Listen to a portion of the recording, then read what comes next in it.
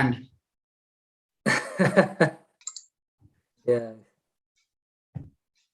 Yeah, Bangalore, they have good connections, is it? Yeah, Bangalore, in Salem also it is there, but I don't, because nobody uses it. Hence, I didn't get broadband here. It's only through my mobile. Because I come here only once in a while, right? So I didn't get broadband at home here. So usually mobile is good. I don't know why. Maybe morning time. I don't know. Yeah. Hare Krishna Prabhu. Nice to see you on video. Hare Krishna. Nice to see you. So, This is Manohar Prabhu. Manohar Prabhu. Okay. Very good. Yes. Prabhuji is here. Is here? Hare Krishna. Am I audible? Yes, Prabhuji. Hare Krishna. Dandavat Pranam. All goes to Srila Prabhupada. Oh, I'm not able to hear. Just hold on for 1 second. Something wrong.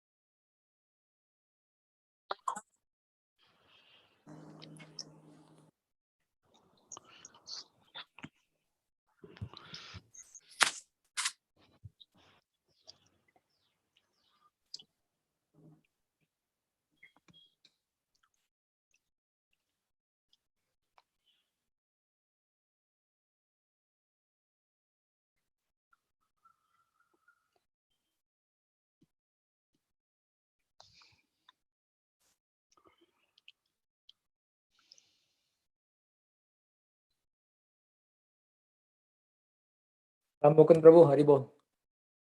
How is your mother now? Yeah, Hare Krishna Prabhu. Yeah, my mother is, she's doing okay. She is still in the hospital. Yeah, but hopefully she will get discharged today, Prabhu.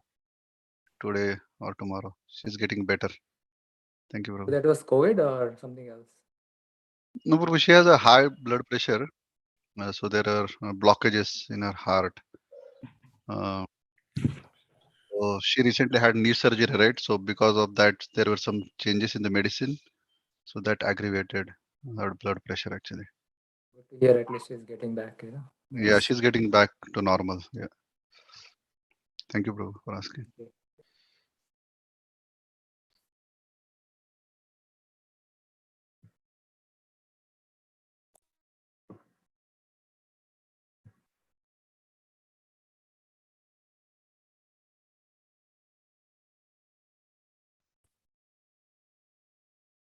Hare Krishna.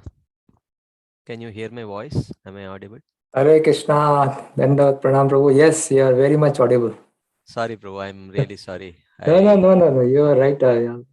Right on time. You joined on time. It's because of these technical things. I think something went wrong. Yeah, I had some problem with my earphone, so I changed it to my headset. Thank you, Prabhu. So should we start? I think most of the devotees have probably joined. Normally they join by like 7 or 5. So Hare Krishna once again. Dandavat, all goes to Srila Prabhupada. Vancha kalpatarubhyascha kripa sindhuvye vacha patitanam pavanebhyo vaishnavena namo namaha. So on behalf of the ISKCON of Seattle, I feel privileged to welcome His Grace Balram Shakti Prabhu to address our Seattle devotees. I'm immensely grateful to Prabhuji for accepting my invitation to conduct this session. We had some discussion regarding, what should be the subject matter. So I suggested something, and then Prabhuji very aptly said that, we are going to start chapter number 4. So hence this topic was chosen by Prabhuji. So thank you so much for accepting our invitation. So when Madhachandra Prabhu, he came last time to Seattle, so he introduced me to Prabhuji's series of lecture on Nectar of Devotion, which were conducted at GAV.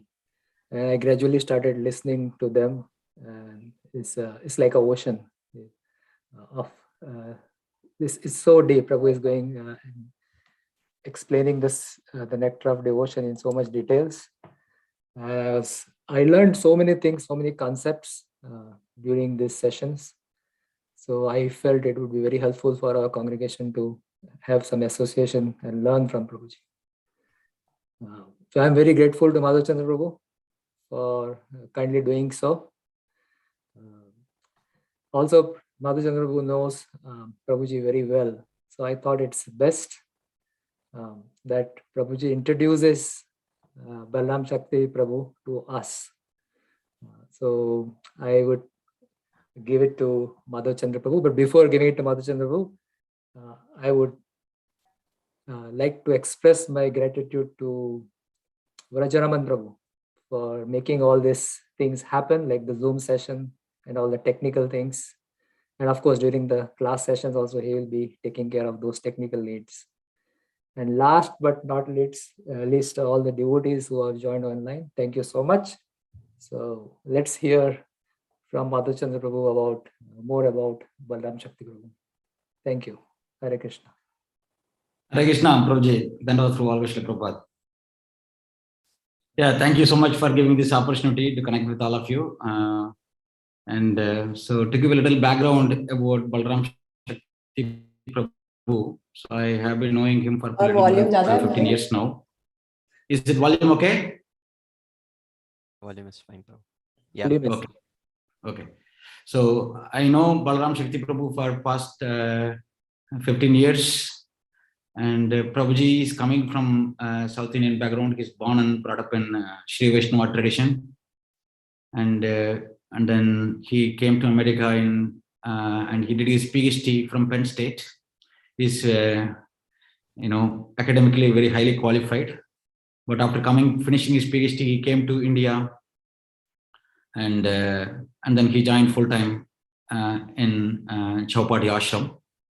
And he studied systematically, got brahmachari training, and he studied systematically the scriptures. And then he has, a very deep understanding of Srimad Bhagavatam and all Prabhupada's books, and then the Acharya's work as well. So he had been teaching systematically for brahmacharis in Govardhan Eco Village and Chowpatty, Pune, all over India in different places, Srimad Bhagavatam and other Harinam Chintamani, Nectar of Devotion, many books, Manashiksha, and many books, Shikshamrita. So he almost has every day very tight schedule. Every day he conducts like at least 2 to 3 sessions. So he's committed himself to systematically teach, our scriptures from our tradition, understanding, our Acharya's work through the vision of Prabhupada. And I'm very fortunate to be connected with him. And Prabhuji's understanding of subtlety of devotional service is very deep. So it always inspires me to hear from him, to continue the path of devotional service, to understand how, systematic and scientific our tradition is. and then how this can be understood in a way that it elevates our consciousness. So again, I'm very grateful that Prabhu can come here. So I don't want to take too much of time. Then today is a very apt topic, the mood to understand the technical sections of Srimad Bhagavatam. As we all know, Bhagavatam has many technical sections, and how to understand this, because Bhagavatam, generally people think that it is a devotional literature. Yes, it is devotional literature, but it includes knowledge. It is all encompassing,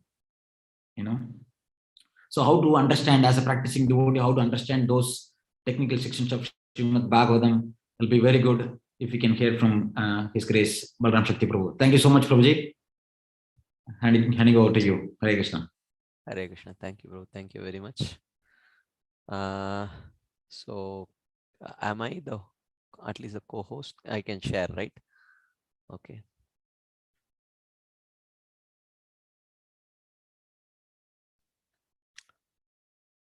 Namam Vishnu Padaya Krishna Preshtaya Bhutale Srimate Bhakti Vedanta Swaminiti Namine. Namaste Saraswati Deve Gauravani Pracharine Nirvishesha Shunyavadi Paschatya Deshatarine. Jai Shri Krishna Chaitanya Prabhu Nityananda Shri Advaita Gadadhara Shivasadi Gaura Bhakta Vrinda. Hare Krishna Krishna Krishna Hare Hare. Hare Rama Rama Rama Hare Hare. Hare Krishna. So thank you all very much, especially His Grace Amritananda Prabhu for inviting me, and also to Madhav Chandra Prabhu for kindly giving that inappropriate, not so appropriate introduction. I don't deserve all that he has spoken, but nevertheless he has always had a very soft corner for me. So thank you very much. So I actually, Prabhuji requested me to speak on the topic of importance of studying Bhagavatam, something like that. Is that what you said, Prabhu? Was it importance of studying Bhagavatam, something like that, or importance of studying Shastras?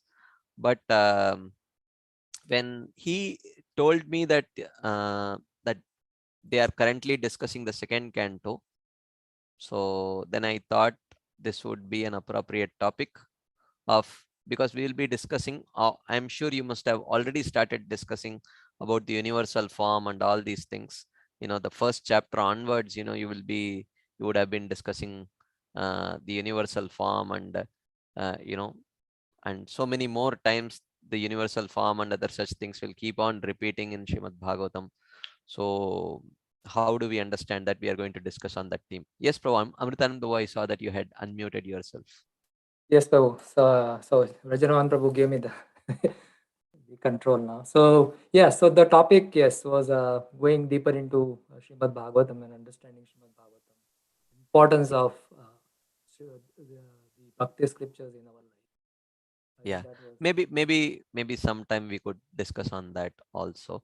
But today, I think we will just take this theme of how do we approach these technical sections? What should be the right mood to approach the technical sections of Srimad Bhagavatam? So what we can do is, I don't know what is the procedure that you follow, but what I will do is I'll start discussing and I will keep pausing in between to take some discussion points, questions, and or if something is really pressing and you really want to get it clarified, and so you can always raise your hands. We can have a discussion and then move forward. We are in no rush. I mean, this is a fairly short presentation only. It's not like a very, some of my presentations are quite long. This is a short presentation. So hopefully I should be able to complete. Even otherwise, it's okay. We could always do it some other day. But you can always, I will myself pause after a few slides, after every few slides. But you can also raise your hands in case if something you really want, you really want a clarification before we move ahead. You can always please raise your hands and we can have a discussion. Okay, so with that brief prelude, I'll get going. So the topic is the right mood to approach the technical sections of Srimad Bhagavatam, because many times we just tend to skip, at least I used to tend to skip these sections, what is this, so much details, how is it really going to enhance my devotion towards Krishna? That's how I used to think. So, and also devotees may, they may think that why is there so much discussion about the universal form? This, for example, the second canto has just 10 chapters. It's the one of the shortest cantos, and there are 3 descriptions of universal form in the 10 chapters, which runs to almost 5 chapters. In 5 of the 10 chapters, you will have descriptions of universal form, and especially this form, which we know is an imaginary form, right? It's not really a spiritual form. It's an imaginary form, and it is described in 5 out of 10 chapters of second canto, and 2 more descriptions of universal form come in the third canto also. So it almost seems like it's not going to leave you, and it's not such an exciting description also. It's so technical. Why go so technical trying to understand an imaginary form? Just tell that it's an imaginary form and let's move on. We may think like that, right? And there are so many other such topics. Like there is a deep discussion of Vedic cosmology. There are descriptions of liberation. Kapila describes Sankhya so deeply. Then there is description of some karma yoga, some jnana yoga, so many things. We don't mind. But just why in Srimad Bhagavatam, right? Because Srimad Bhagavatam, we understand it's Amala Puran. It's a spotless Purana. Right from the beginning of Srimad Bhagavatam, we always hear that Srimad Bhagavatam kicks out all kinds of false religion, right? We hear that Dharma Projita Kaitavotra Paramo Nirmatsaranam Satam Vedyam Vastavam Atra Vastu Shivadam Tapatrayon Molanam Srimad Bhagavate Mahamuni Krite Kimva Parair Ishvara Sadyo Hridya Varudyate Trakrutibir Shushrushibit Tachanat.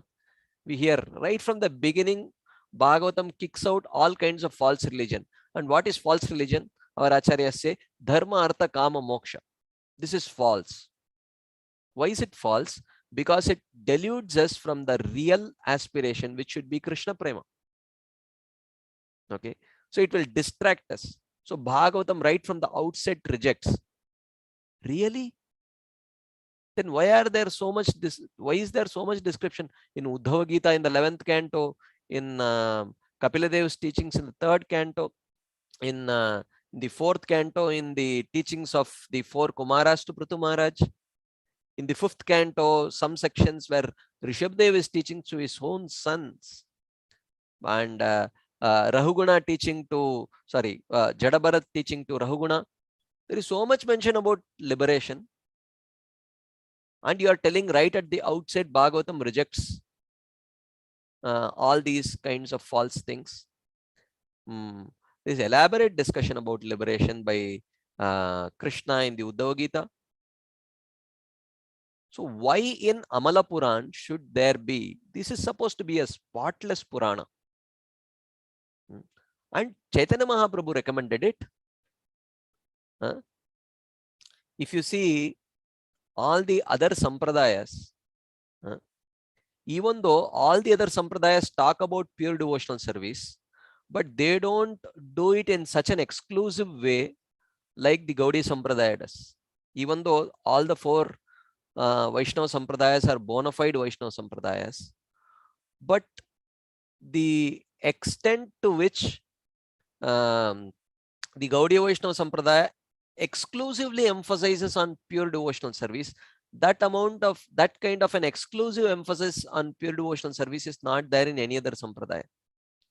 Many other coming from a Sri Vaishnava Sampradaya myself, for general practice, lot of what is spoken about is actually mixed with lot of karma. Honestly speaking, it's not that pure devotional service is not there and not taught in the Sampradaya, but for common people, most of what is emphasized is lot of karma, right?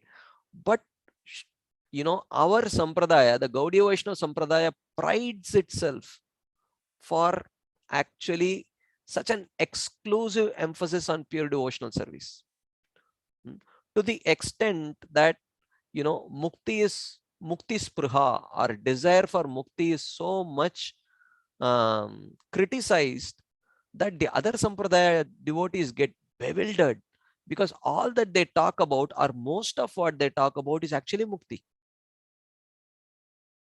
So, and that Chaitanya Mahaprabhu and the Acharyas, whom it is described, Nana Shastra Vicharanaika Nipunau Sadharma Samstapakau Lokanam Hitakarinau Tribhuvane Manyau Sharanyakaram. It is mentioned about the 6 Goswamis. Nana Shastra Vicharanaika Nipunau. They were such experts in understanding and analyzing all the Shastras. But by analyzing all the Shastras, they established Sadharma Samstapako. Sadharma is pure devotional service. And in such a parampara, where Chaitanya Mahaprabhu gave exclusive emphasis to Srimad Bhagavatam. So, he does not talk about Shastra Adhyayan. He does not talk about just studying scriptures. For him, scriptures means Srimad Bhagavatam.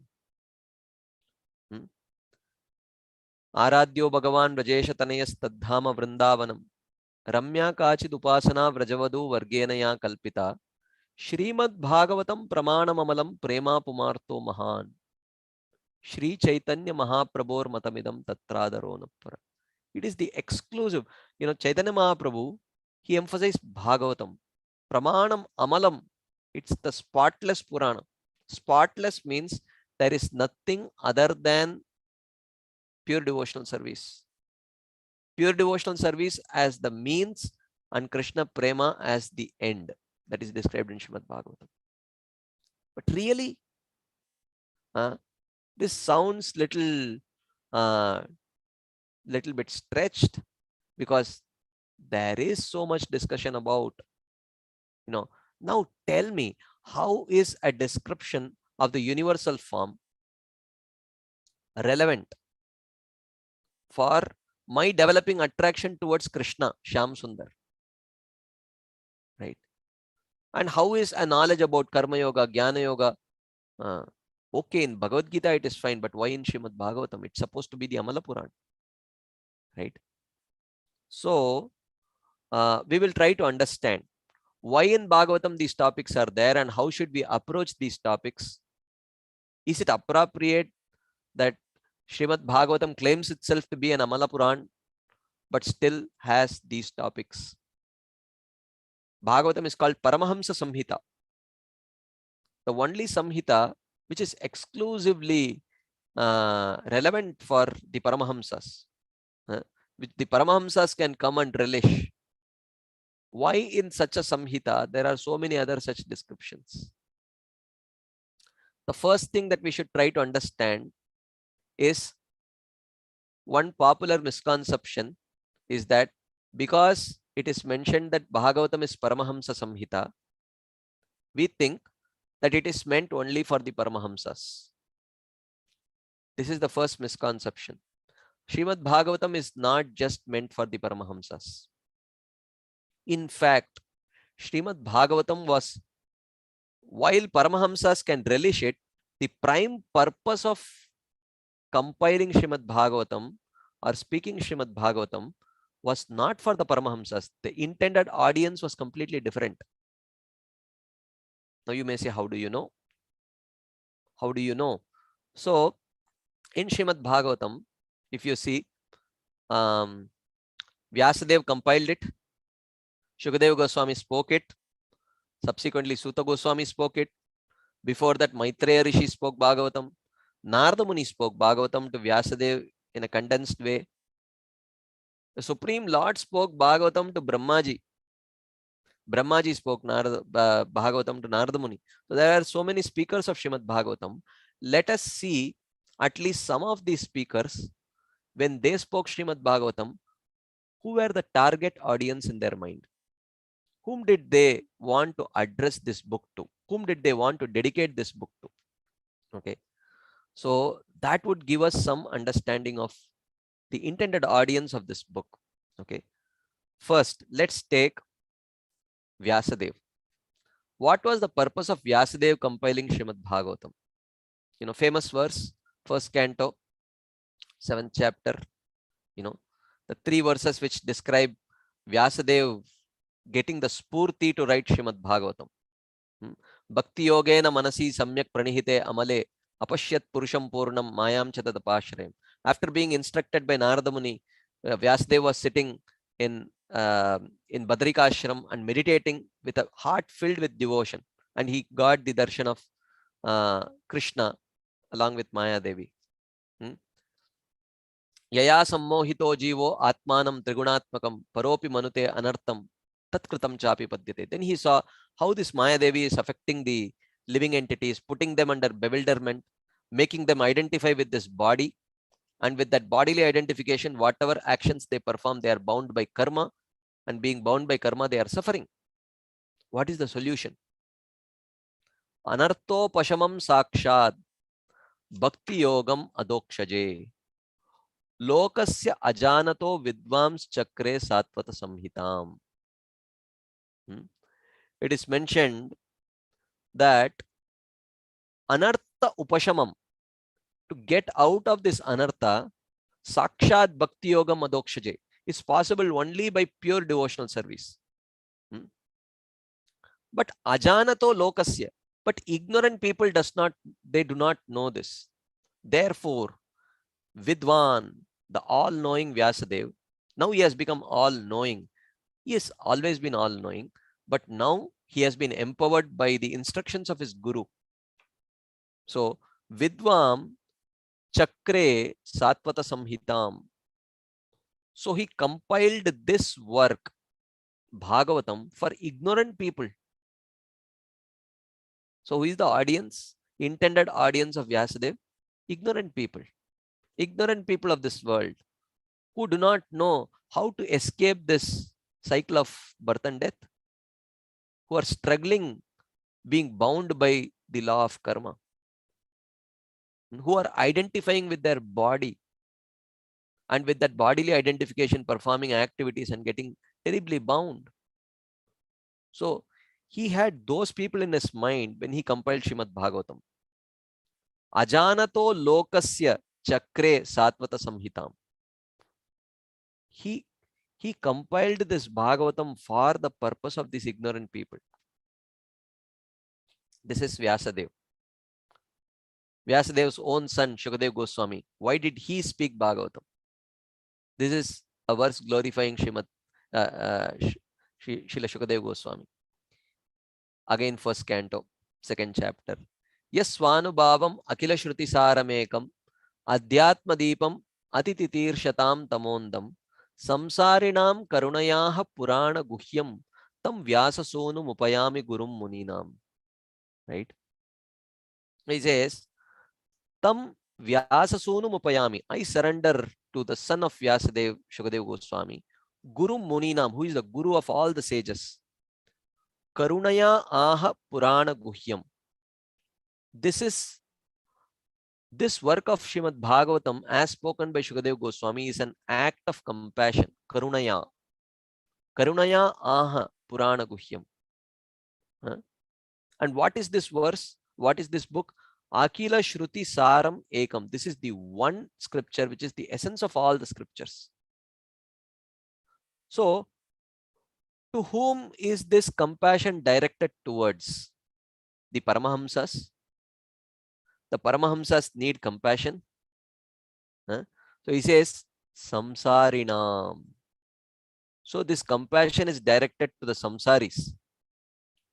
for all the people of this world, even in the future. So, yes, Swanubhavam, and he spoke this Bhagavatam based on his personal realization. He was not just repeating, he was repeating with realization. And this book is Adhyatma Deepam. It is the revealer of Atma. Atma here refers to soul, body, and Krishna also, right? Atiti Tirshatam Tamo Andam.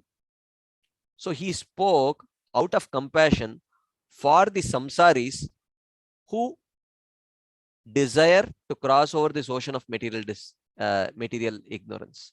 For those desiring to cross the dense ignorance with ease. For them he spoke, which means they have not yet crossed. They have a desire to cross, but they don't know how do we do it. And Shukadeva Goswami came, here, take it. Krishne Swadamopagate Dharma Jnanadibissaha Kalau Nashtadrishamesha Puranarko Dunoditaha. Now that Krishna has left, the son of Krishna has set, but another son of Srimad Bhagavatam has risen. Okay, for those people who are Kalau Nashtadrisham, in this age of Kali, who have lost their vision, who do not know, who are just groping in darkness, being beaten left, right, center by Maya Devi. For them, Bhagavatam has risen. Okay, so that is another verse which says Bhagavatam was spoken for Kalau Nashtadrisham, especially for the people of Kali Yuga who have lost their vision. For that purpose, Bhagavatam has risen. This is Shukadeva Goswami speaking to the samsaris who are desiring to cross over the ocean of material existence. They have not yet crossed. The means of crossing is Bhagavatam. What about Maitreya? Why did Maitreya speak Srimad Bhagavatam to Vidura? Or he says, Maitreya himself says, Soham Nrinam Kshulla Sukaya Dukkam Mahadgatanam Viramaya Tasya Pravartaye Bhagavatam Puranam Yadaha Sakshat Bhagavan Rishibhyaha. He says, Aham Pravartaye Bhagavatam Puranam. I explain this Bhagavat Puran. Yad Aha Sakshat Bhagavan Rishibhyaha, which was spoken by the Lord to the sages. I am going to speak to you that same Bhagavatam. But for what? For what purpose? For whom? Nrinam Dukkam Viramaya. For removing the suffering of persons. Which persons? Mahadgatanam Dukkam, who have fallen into great distress. Whom are you talking about? He says, Kshulla Sukaya. By seeking insignificant happiness. Kshulla Sukaya Mahadgatanam Dukkam. People of this world are running after insignificant happiness, but they get big distress. They pay a disproportionate price of distress for getting insignificant happiness. Tasya Viramaya. I want to put a full stop for this. I want to put a full stop to this futile endeavors of these people. So what is the solution? He says, Pravartaye Bhagavatam Puranam. I'm going to speak Bhagavatam for them. So that they stop these futile endeavors.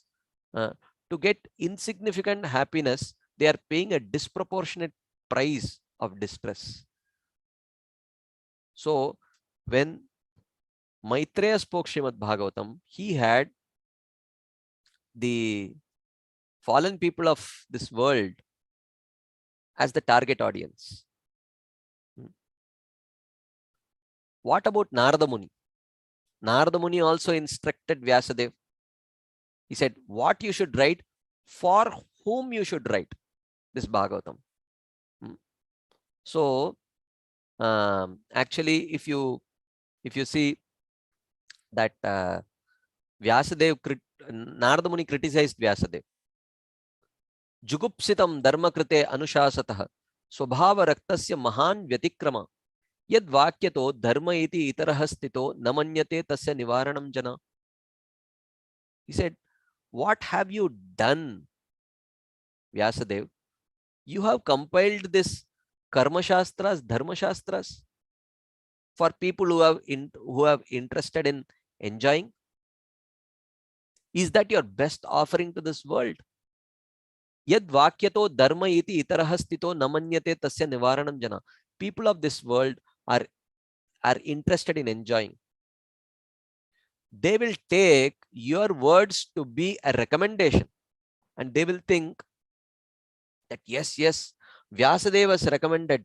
He said that it is all right to enjoy. They will not know that you have mentioned this so that gradually they will give it up. Na manyate tasya nivaranam. They will not give it up, but they will just think, oh, Vyasadeva was recommended. Vyasadeva was recommended. We are not doing any adharmic thing. So in this way, they will never give it up. Is this the best thing that you have to offer? Vyasadeva protested. He said, no. What about the Vedanta Sutra? I have given Vedanta Sutra, the essence of Vedanta. Can't you see it? Yes, I have given the Karma Shastras for a particular class of people, but I have given the Vedanta Sutra. Why can't you see that? Narada Muni responds. He says, Vichakshano asya arhati veditum vibhor ananta parasya nivritita sukam pravartamanasya gunair anatmanas tato bhavan darshe cheshtitam vibho. He says, actually, you know what, Vyasadev? Who can understand your compilation of Vedanta Sutra? He says, the Vichakshanas, the wise person, Nivrittitaha, the one who has given up material happiness, one who is wise and one who has given up material happiness, he can read your Vedanta Sutra and asya sukam asya vibhoho sukam veditum arhati, and he can realize the happiness of Lord by taking shelter of your Vedanta Sutra. It is for class audience. And then they may eventually take up to bhakti, setting an example for others. But what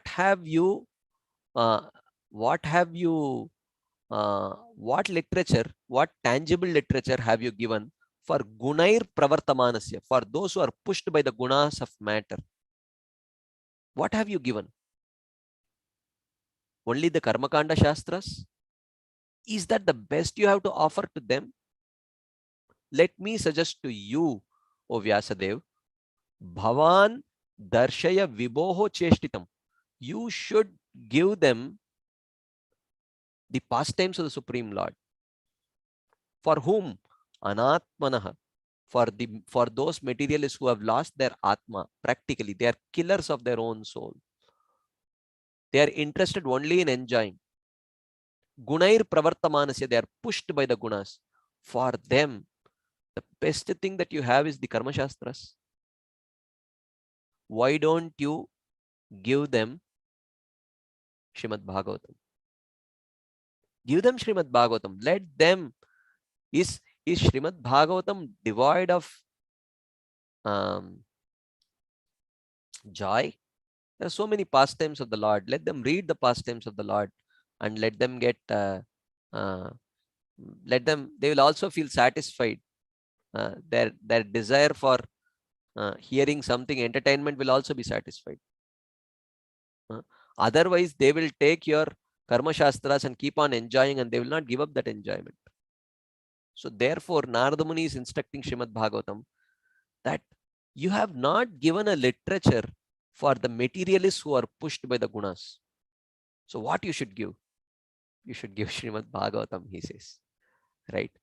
So this is Narada Muni's instruction to Vyasadeva. Further, later he also says, Etadi atura chittanam matra sparsha ichaya muhuhu bhavasindu plavo drishto haricharyanu varnanam. Further, after describing his own life, he says, my dear Vyasadeva, understand. He says, Drishtaha, this is my personal experience. I am conveying to you my own personal experience. Muhuhu atura chittanam, that those who are always full of cares and anxieties. Cares and anxieties caused by what? Matra, sparsha, ichaya. Matra means sense objects. Matra, sparsha means people are in constant anxiety trying to get their senses in touch with their sense objects so that they can get some gratification. So, muhuhu atura chittanam, people are full of cares and anxieties because they want to somehow get their senses in touch with the sense objects. What is the solution for them? Bhava Sindhu Plavaha, the only boat which can help these kind of people cross over this ocean of nations is Haricharyanu Varnanam, description of the transcendental activities of the personality of Godhead, constant chanting of the transcendental activities of the personality of Godhead. Therefore, my dear Vyasadev, you should compile a literature which will accomplish this task. For whom? Matra sparsha ichaya muhur atura chittanam. For those who are constantly consumed by anxieties because they want to bring their senses in touch with their sense objects. So again, this is second time Narada Muni is instructing Vyasadeva, you should compile a literature for these people. And therefore he compiled Srimad Bhagavatam, right? So therefore, Srimad Bhagavatam is Paramahamsa Samhita. Then the question arises, if Srimad Bhagavatam is for such fallen people, why is Srimad Bhagavatam called Paramahamsa Samhita? Right? Is it inappropriately called Paramahamsa Samhita? Or how do we understand? Bhagavatam is called Paramahamsa Samhita for two reasons. Okay. For two reasons, Bhagavatam is called as Paramahamsa Samhita.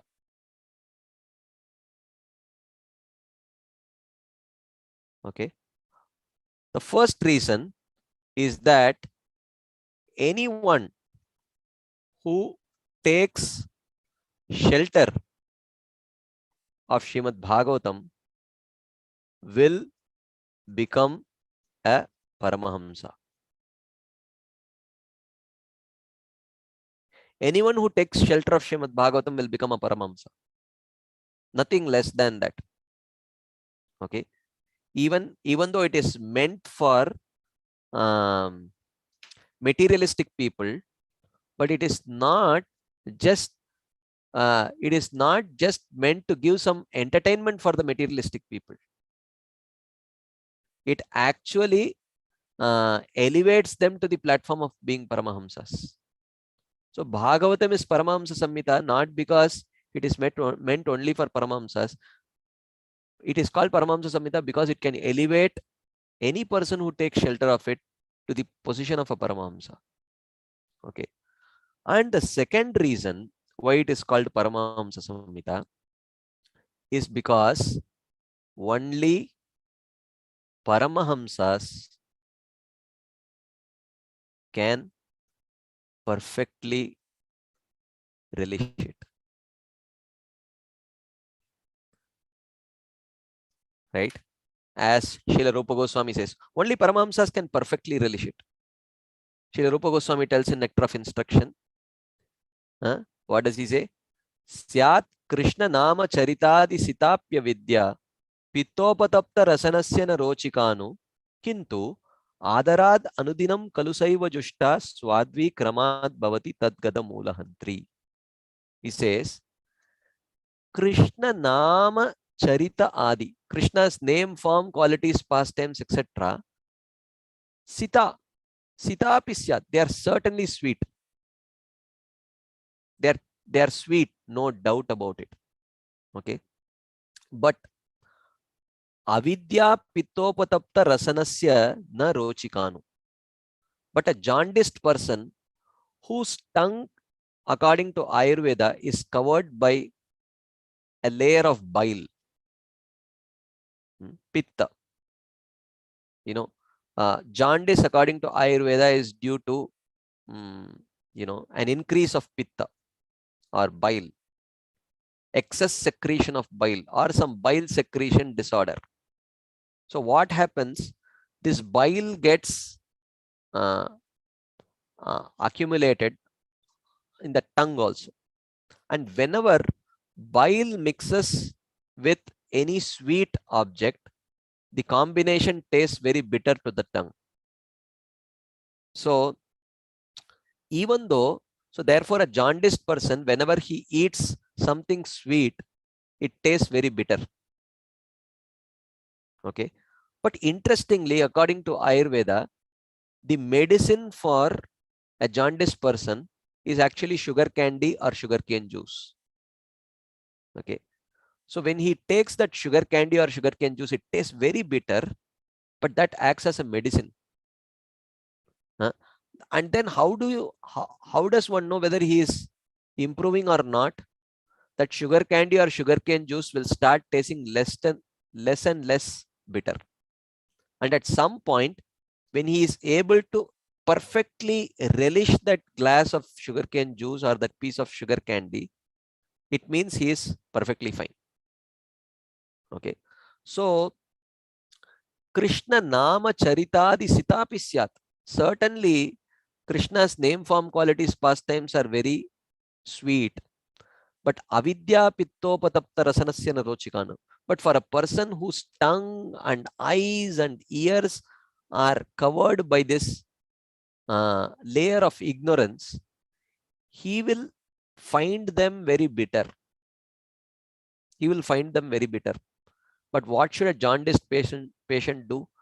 Adarad anudinam kalusaiva jushta. With respect, regularity, and regulation, he should accept it. He should accept the medicine, right? With respect. With respect means what? He should have faith in the medicine. He should not have any offensive mentality towards the doctor. He should have faith in the process. He should have faith in the one who is dispensing the medicine also, right? That is adarad. Anudinam.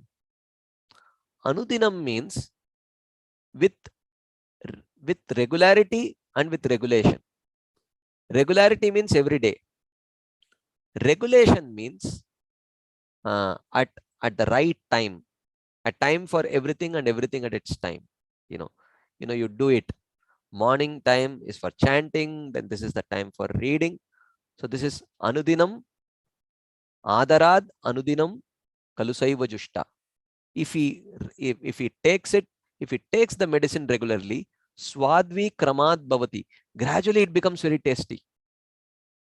So while the sugarcane juice is a luxury and it is an object of enjoyment for the Paramahamsas, the diseased people need it the most because it's medicine for them, even though they are finding it very bitter, right?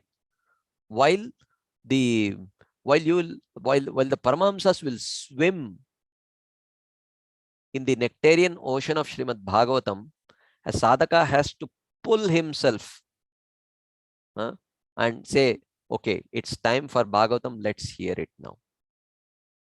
Oh, it's not so relishable, but still, adarad anudinam kalusaiva jushta, swadvi kramad bhavati. Gradually it will become tasty, right? So therefore, the two reasons we saw why it is called Paramahamsa Samhita. Anyone who takes shelter of Srimad Bhagavatam will become a Paramahamsa. And the second reason is only Paramahamsas can perfectly relish it. Just like sugarcane juice, the actual taste of sugarcane juice is experienced only by a healthy person, not by a jaundiced person.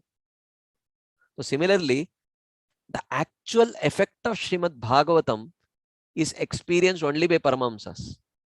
Like you see this again and again in Chaitanya Charitamrita. Pundarik Vidyanidhi hears one verse of Srimad Bhagavatam, Aho Bakiyam Stanakala Kotam, which describes the merciful nature of Krishna. He is literally rolling in the ground, tearing his dress and scratching his body, and all ecstatic symptoms are manifesting, but nothing is happening to us. The only effect that happens is our eyes slowly close, our mind quickly wanders, and our ears are hearing something else, right? That is the only effect that happens to us. But real Paramahamsas, they experience the real effect of hearing Srimad Bhagavatam. One verse is sufficient. What happened to Shukadeva Goswami? What happened to Pundarik Vidyanidhi? What happened to Mukunda Sarkar?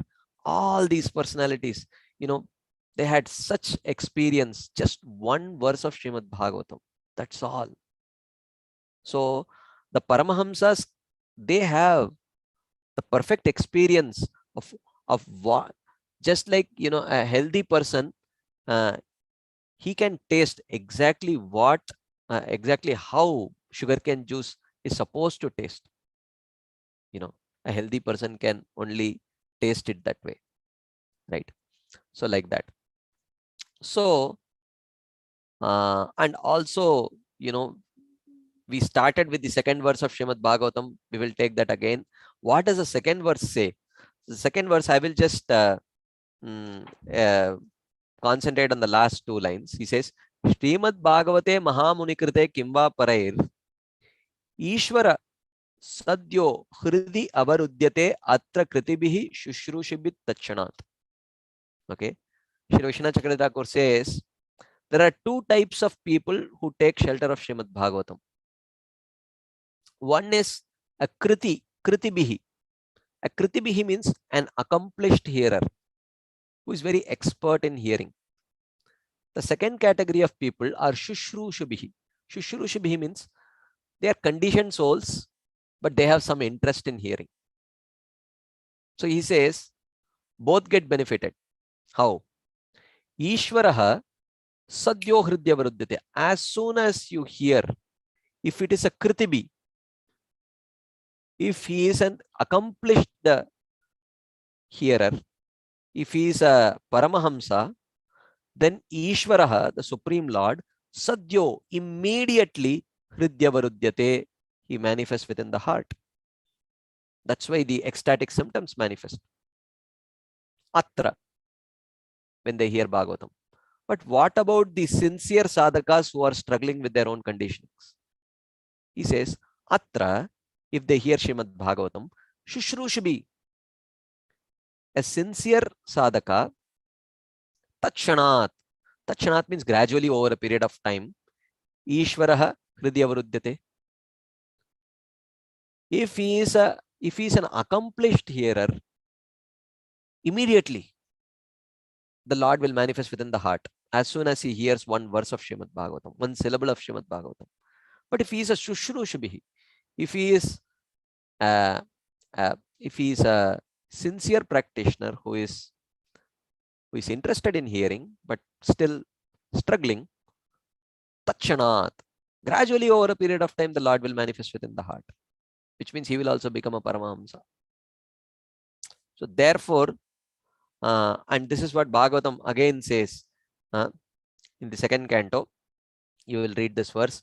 Pibantiye Bhagavata Atmanas Satam Katamritam Shravana Puteshu Sambritam Punantite Vishaya Vidushitashayam Vrajanti Tacharana Saroruhantikam. Two benefits of studying Srimad Bhagavatam. Pibantiye Bhagavata Atmanas Satam. Those who drink this nectarian beverage of Srimad Bhagavatam, Katamritam Shravana Puteshu, through their ear holes, those who drink this nectarian beverage of Srimad Bhagavatam, two things happen. First thing, Punantite Vishaya Vidushita Ashayam. There is purification of heart which is covered by this conditioning. Vishaya Vidushita Ashayam. Ashayam means heart. Vidushita means contaminated. By what? Vishaya. Sense gratificatory desires. It purifies. So this is for sadhakas. Then what happens? Vrajanti Tacharana Saroruhantikam. It will take you to the lotus feet of Krishna as soon as you hear. This is for whom? Paramahamsas. Okay. While Paramahamsas will immediately get transported to the lotus feet of the Lord when they hear Srimad Bhagavatam, the sadhakas will get ready to reach that state. Their heart will become purified, so that with a pure heart, when they hear, they will immediately get transported to the lotus feet of the Supreme Lord. So therefore, Srimad Bhagavatam is not just for the Paramahamsas. It is primarily meant for um, um, the fallen souls of this world. But you have to have those topics which will initially hook them and prepare them to hear the higher subject matters, right?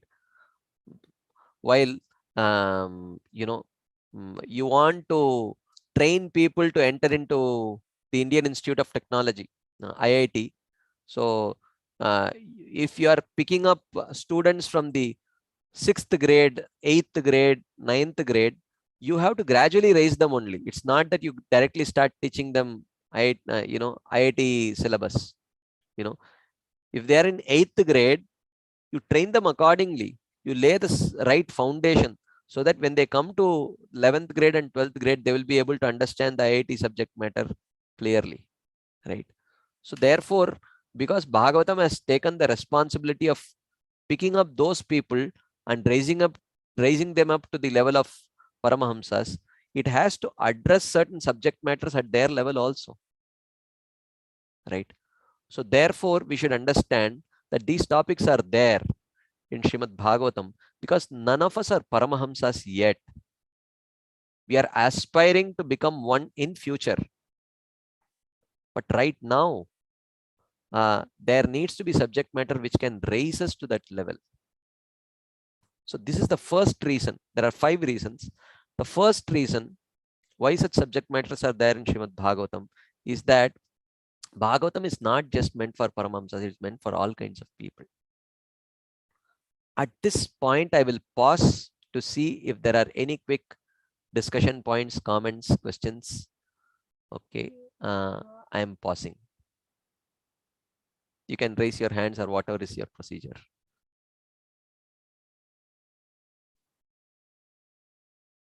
Anything anyone would like to share, add?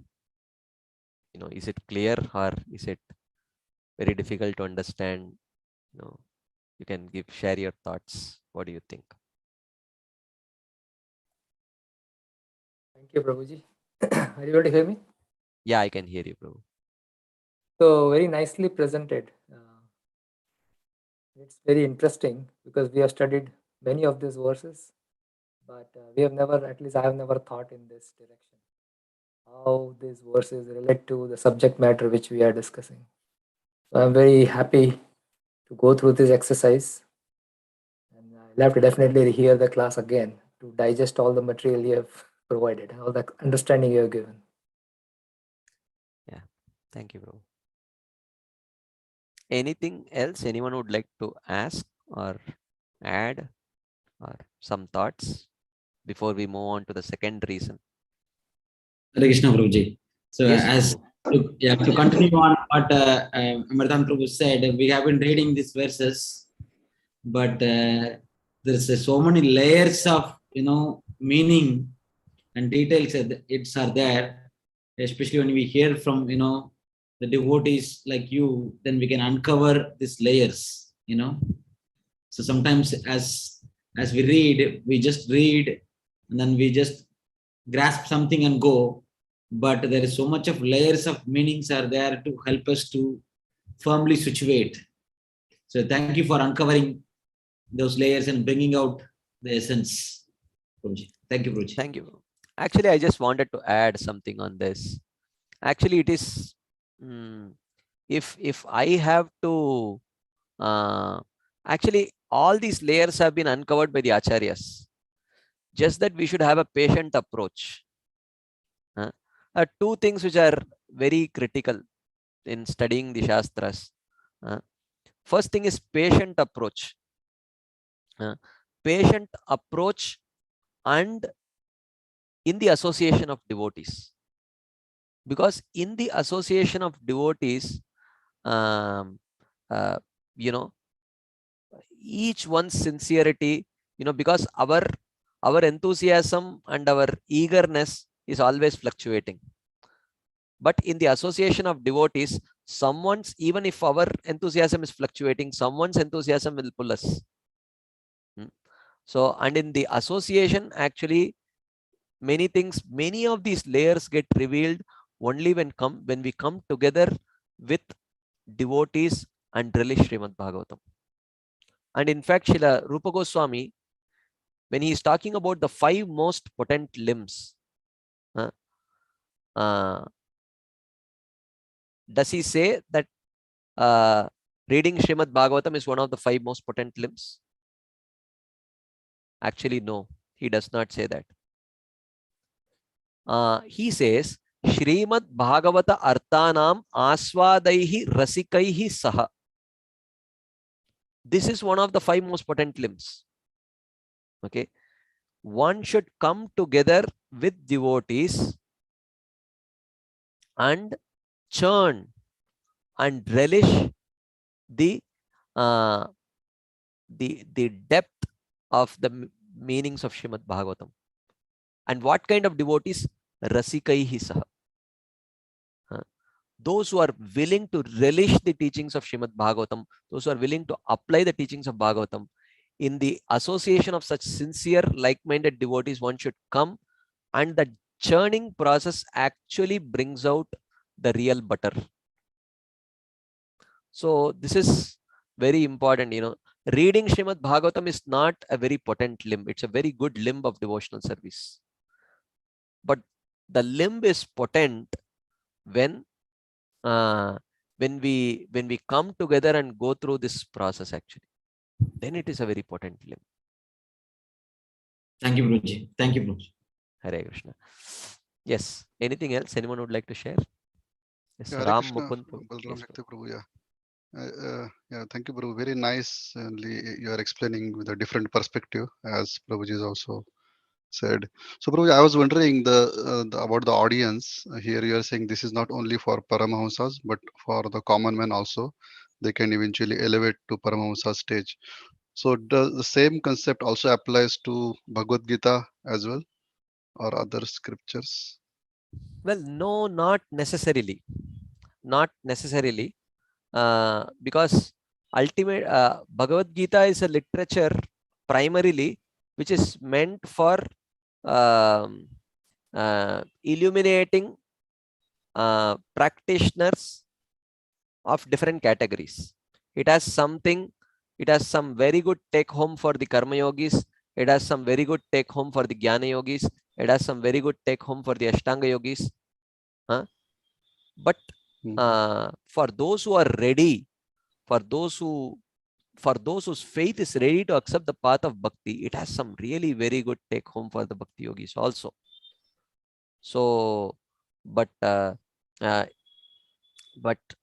yeah, not all scriptures fall within that category, even though conclusively, ultimately from Krishna's perspective, he designed the Karma Shastras and Jnana Shastras also in such a way that so that eventually they may take up to Bhakti Yoga, but it does not guarantee, because for that we need to understand how one gets qualified to practice Bhakti.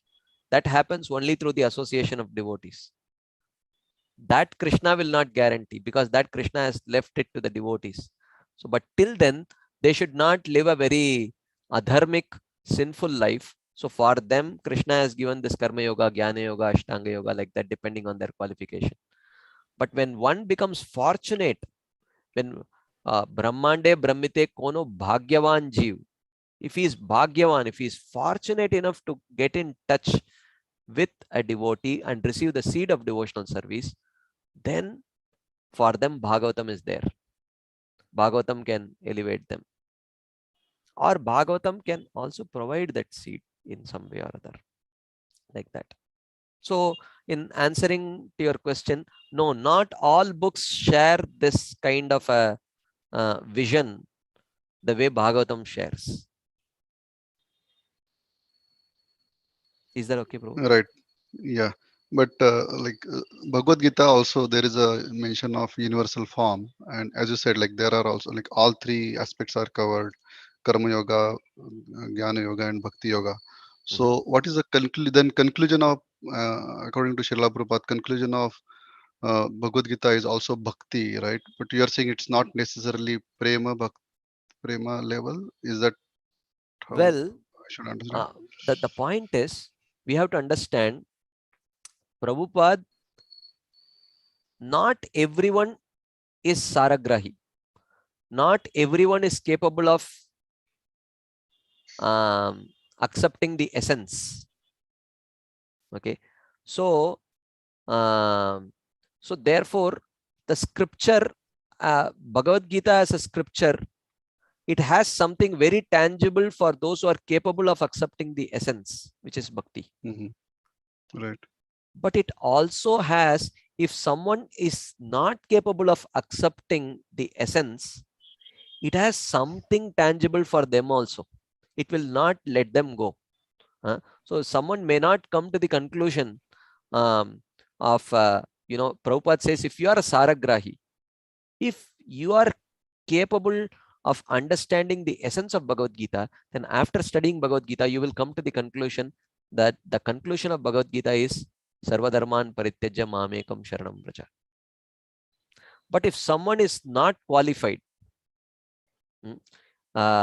to extract the essence, then he may say the essence of Bhagavad Gita is karmanyevadhikaraste ma phaleshu kadachana.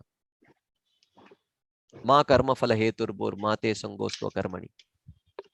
Well, fair enough. At least he will not live a life dedicated to sin.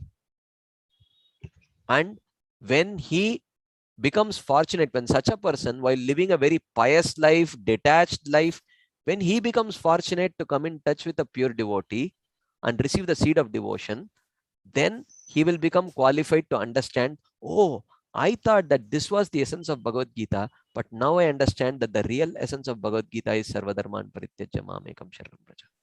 Like that. We are fortunate, we have the association of Srila Prabhupada, we have accepted his association, we have accepted his authority. So therefore, we are able to understand his instructions that the actual essence of Bhagavad Gita is Sarvadharman Parityajya. But not everyone is a Saragrahi. So Bhagavad Gita helps them also. Like that. Yeah, got it. Yeah, thank you, Prabhuji. Hare Krishna. Hare Krishna, Prabhu. Yes, Prabhu.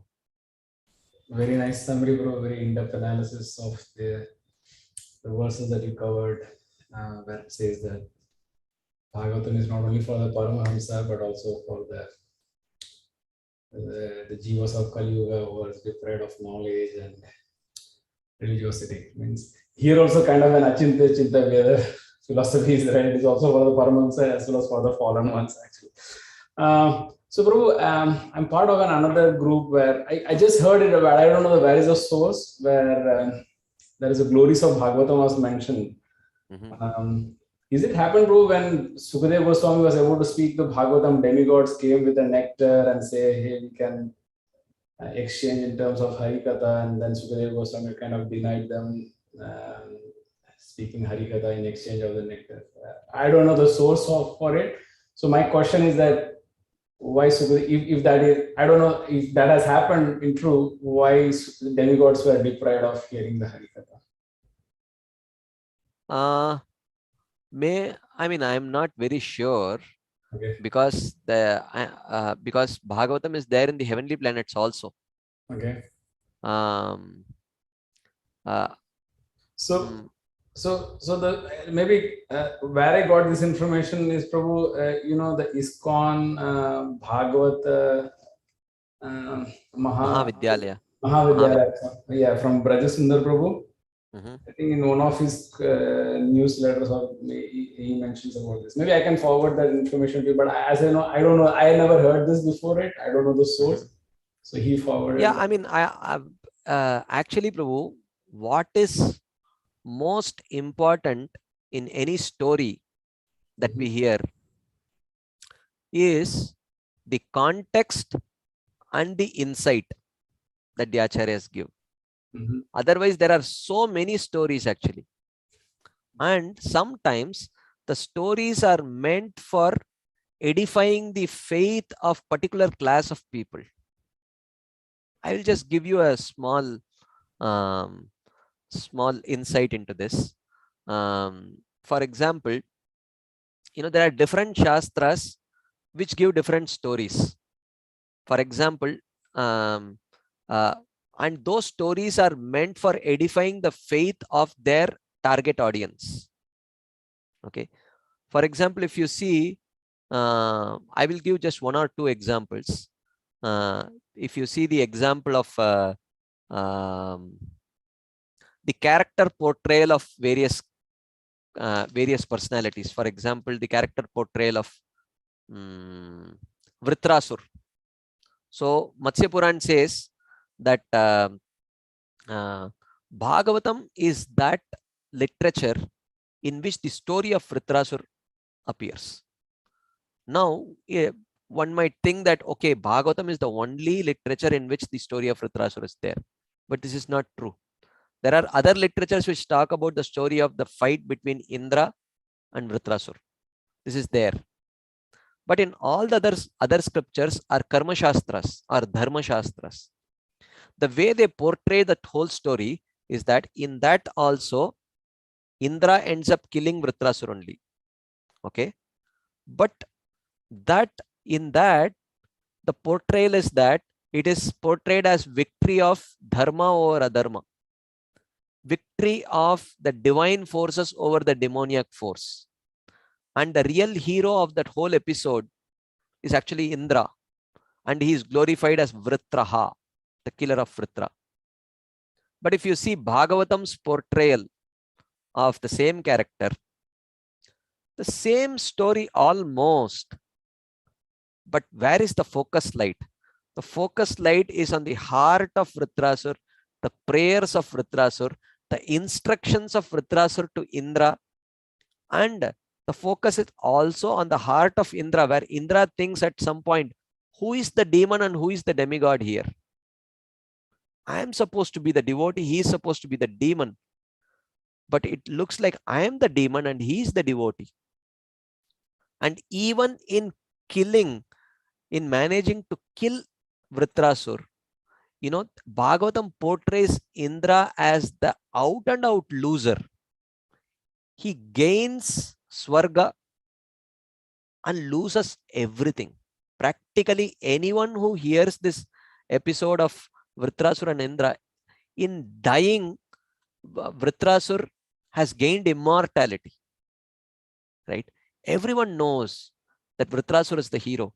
But in all the other scriptures which have this episode, Indra is glorified because it is meant for a particular audience.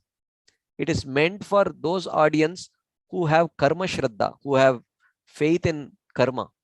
So these scriptures talk about these stories are, so to such people, the instruction that needs to be given is always follow dharma, never indulge in adharma. So the story will edify that faith, or the focus light will be shifted in such a way that it will edify that faith of that practitioner. But for those who have come to Srimad Bhagavatam, Bhagavatam will shift the focus light. It will focus on the devotion of Vritrasur rather than the act of Indra killing Vritrasur. Even though it does not hide, it's not that in Bhagavatam Vritrasur ends up killing Indra, right? And the Bhagavatam redefines success. Many of the success stories of Srimad Bhagavatam, the person who is successful actually ends up dying only, but still he is hailed as the hero. But in these kind of dharma shastras, Indra is the hero because he kills Vritrasur, right? So the person who ends up killing, he must be the hero. So like that. So anyway, so the point is that there are many such stories. We should be very careful to pick up these stories, because the first thing we should know is whom is this story meant for. because that story may not necessarily nourish our pure devotional faith, because it is meant for nourishing some other faith, right? So I generally don't comment on these stories which I don't know, unless I know if an acharya has commented on it, because I would like to know, because their perspective, because sometimes their perspective is, oh, this is meant for people who have karmanishta, then I don't have any take home for it, like that. Thank you, Prabhu. Hare Krishna. Hare Krishna, Prabhu. This brings up many questions. Yeah. Nice discussion. So, being practicing devotees, then our focus should be of Gaudiya Vaishnava Sampradaya, So, Yeah. where should be our focus then? Because this kind of stories are very nectarian to ears. Yeah. Yeah. I mean, it all depends on how much we value our faith. It all depends on how much, what is the premium we place on our pure devotional faith. Otherwise, entertainment is all around. It's in the air. In Vedic literatures, outside Vedic literatures, it's everywhere. You have entertainment. But what is the premium we are putting on protecting our pure devotional faith? Okay.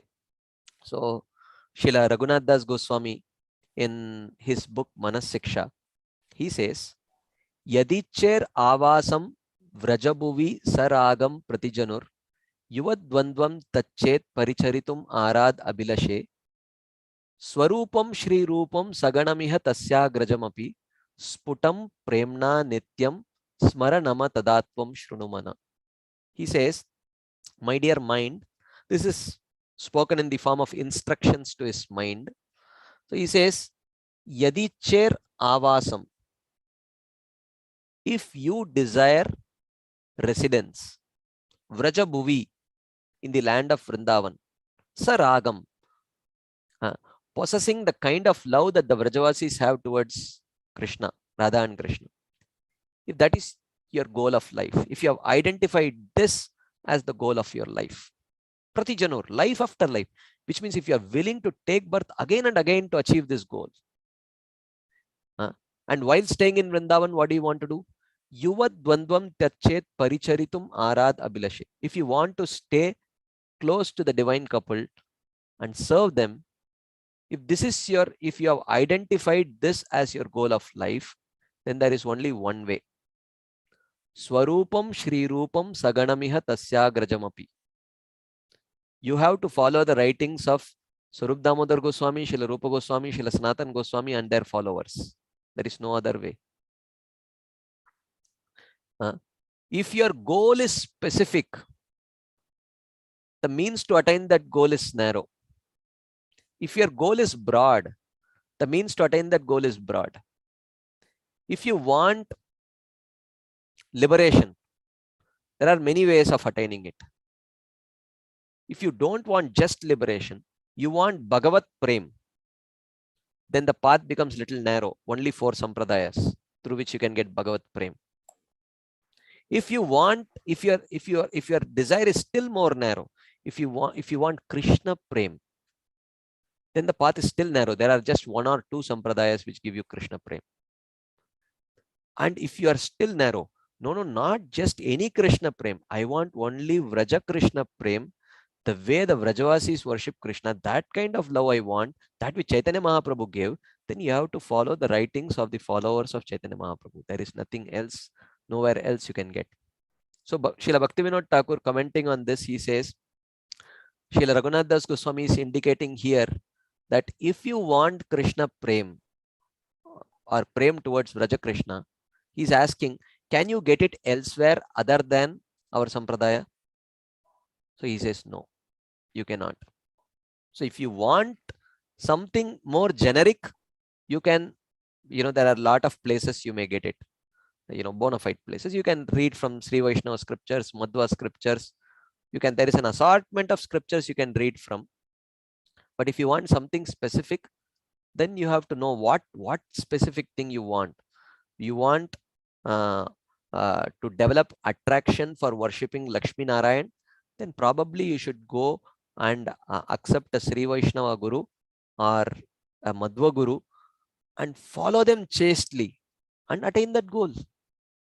Or if you want something more specific, that which Chaitanya Mahaprabhu came to give, then come and surrender to the Gaudiya Vaishnava Acharyas and in a chaste way try to follow their teachings, and you will attain what they are suggesting, like that. Very nice, Prabhu. Thank you Thank you, Prabhu. for confirming. Okay. So, okay, I think now we will move on to the second reason. Maybe I'll cover the second and third reason together. And then we will again open up for some discussion. Okay. So the first reason is that Srimad Bhagavatam is not just for the Paramahamsas. The second reason is that this is slightly more or less similar, but slightly not exactly similar. Different people have different qualifications, and not everyone is qualified for pure devotional service, right? So for those who are qualified for pure devotional service, you can give them something, but not everyone is qualified for pure devotional service also.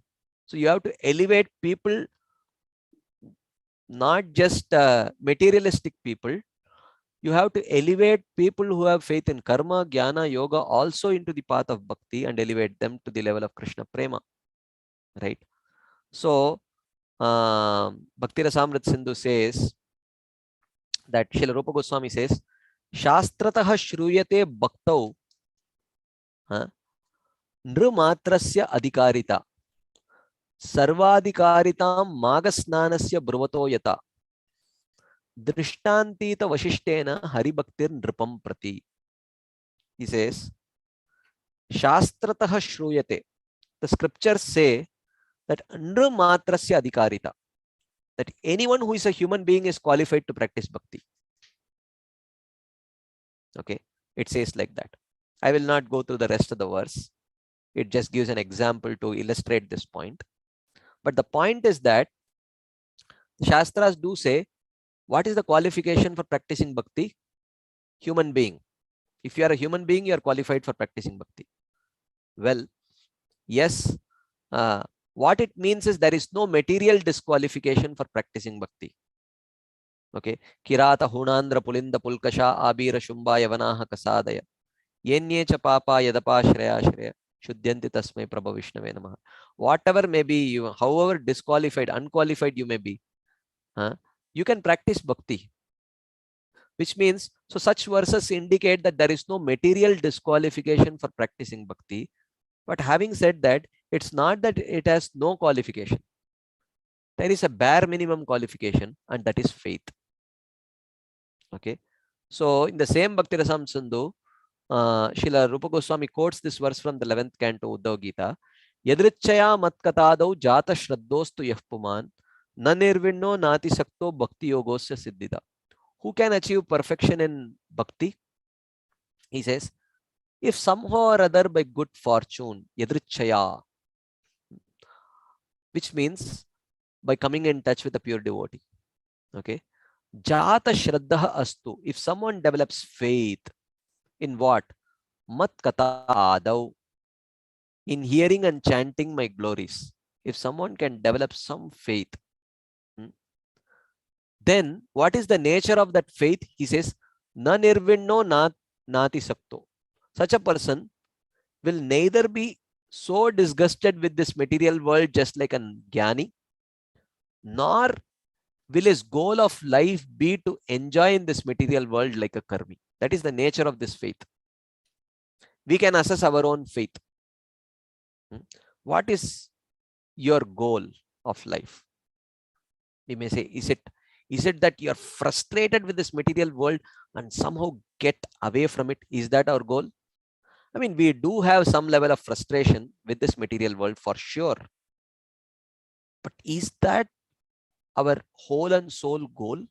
Maybe not.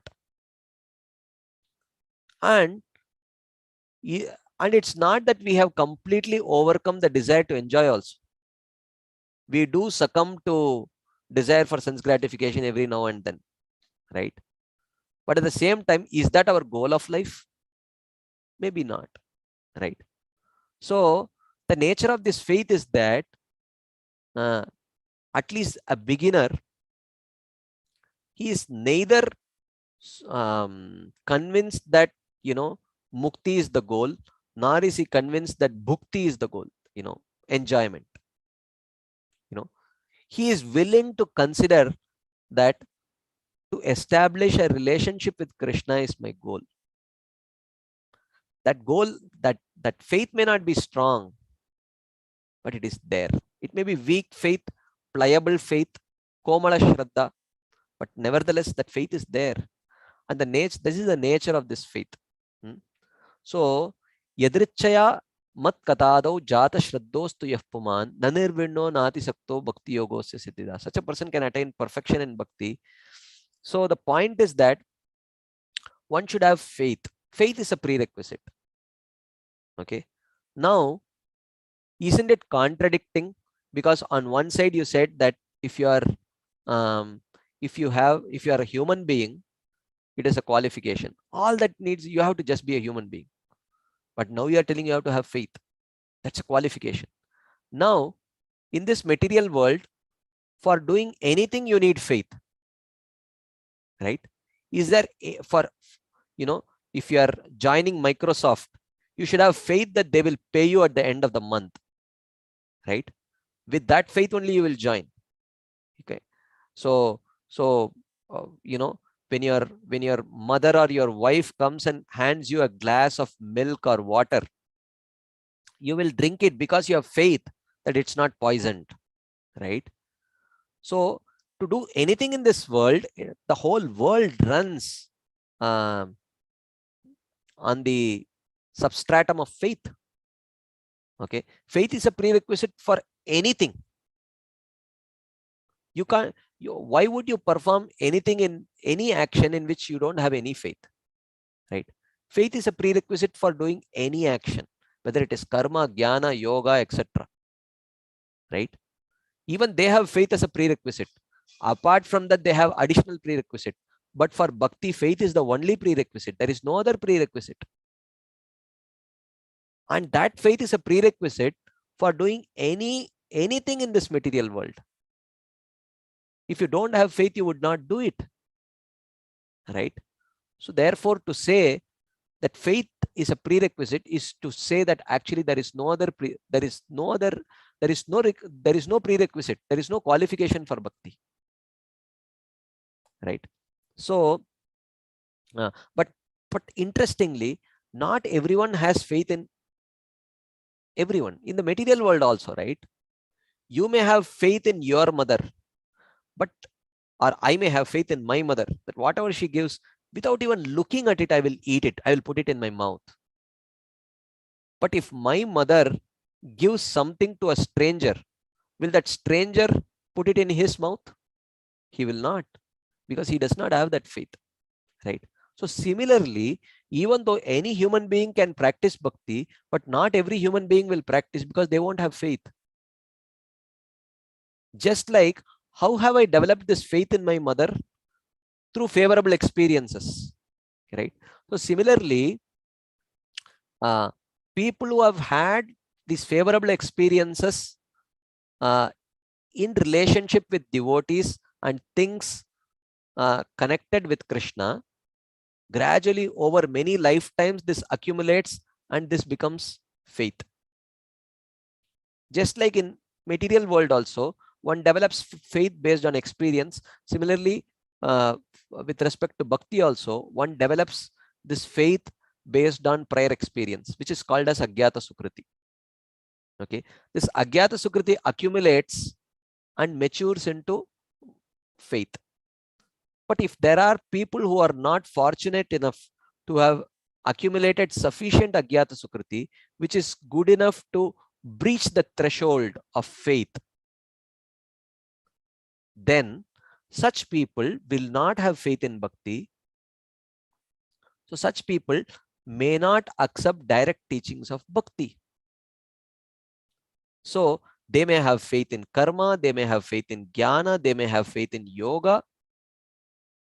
So Bhagavatam does describe these aspects also, so that it can make them also feel interested in the subject matter of Srimad Bhagavatam.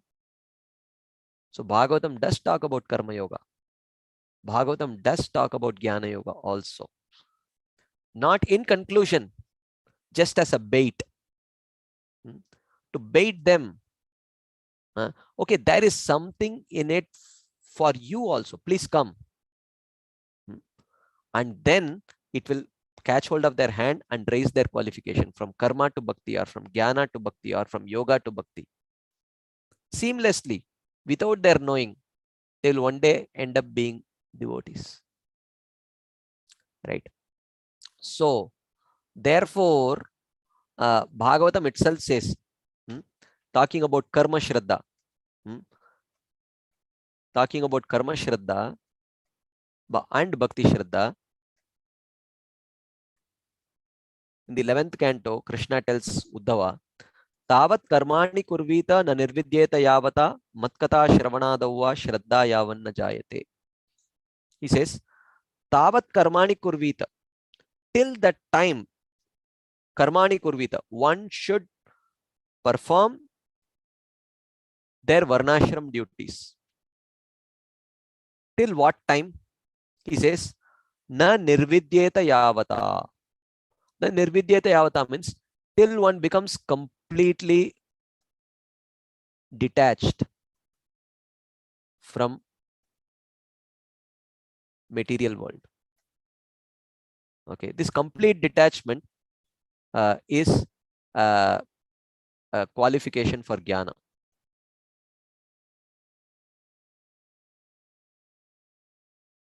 Okay, so if they are qualified for jnana, or va means or mat kata shravanadavva, or if they have developed the mat kata shravanadavva shraddha, or if they have developed faith in the subject matter of bhakti, which is the qualification for bhakti.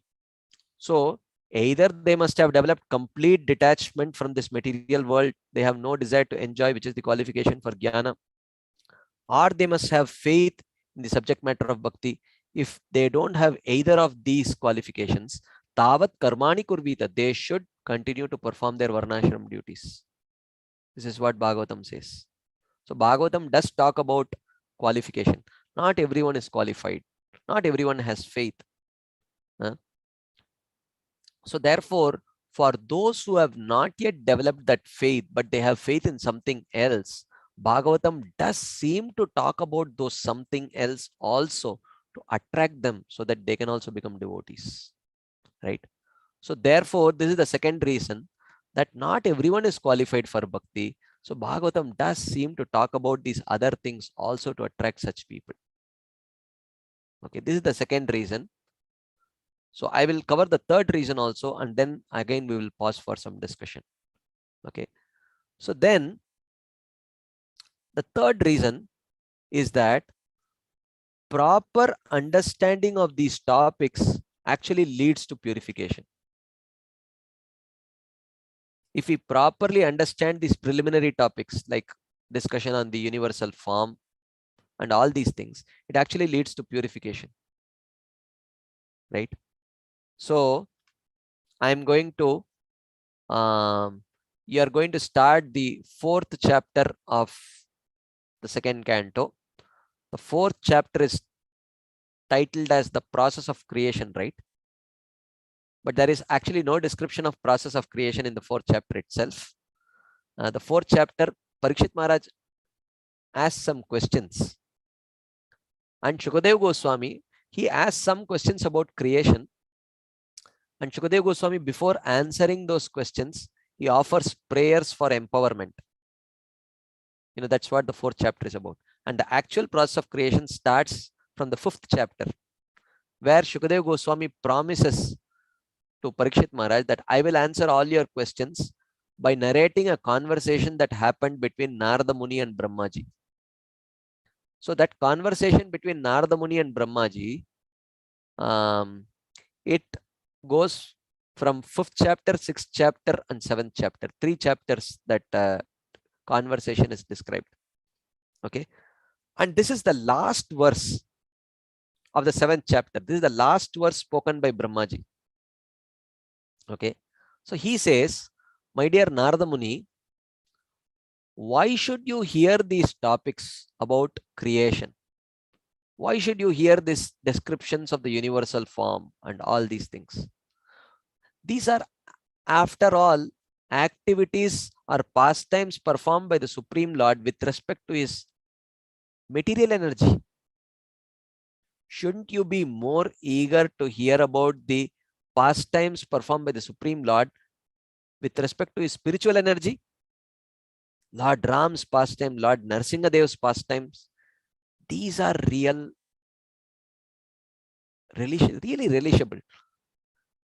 Who relishes pastimes of creation? Who relishes topics about Vedic cosmology? Right? Maybe a handful of people, but for most people, it's not so relishable. Huh?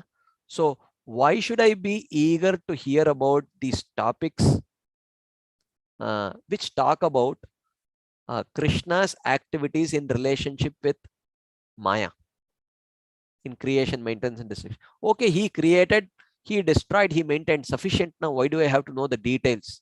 Is it going to inspire me to love Krishna more? One may think like that.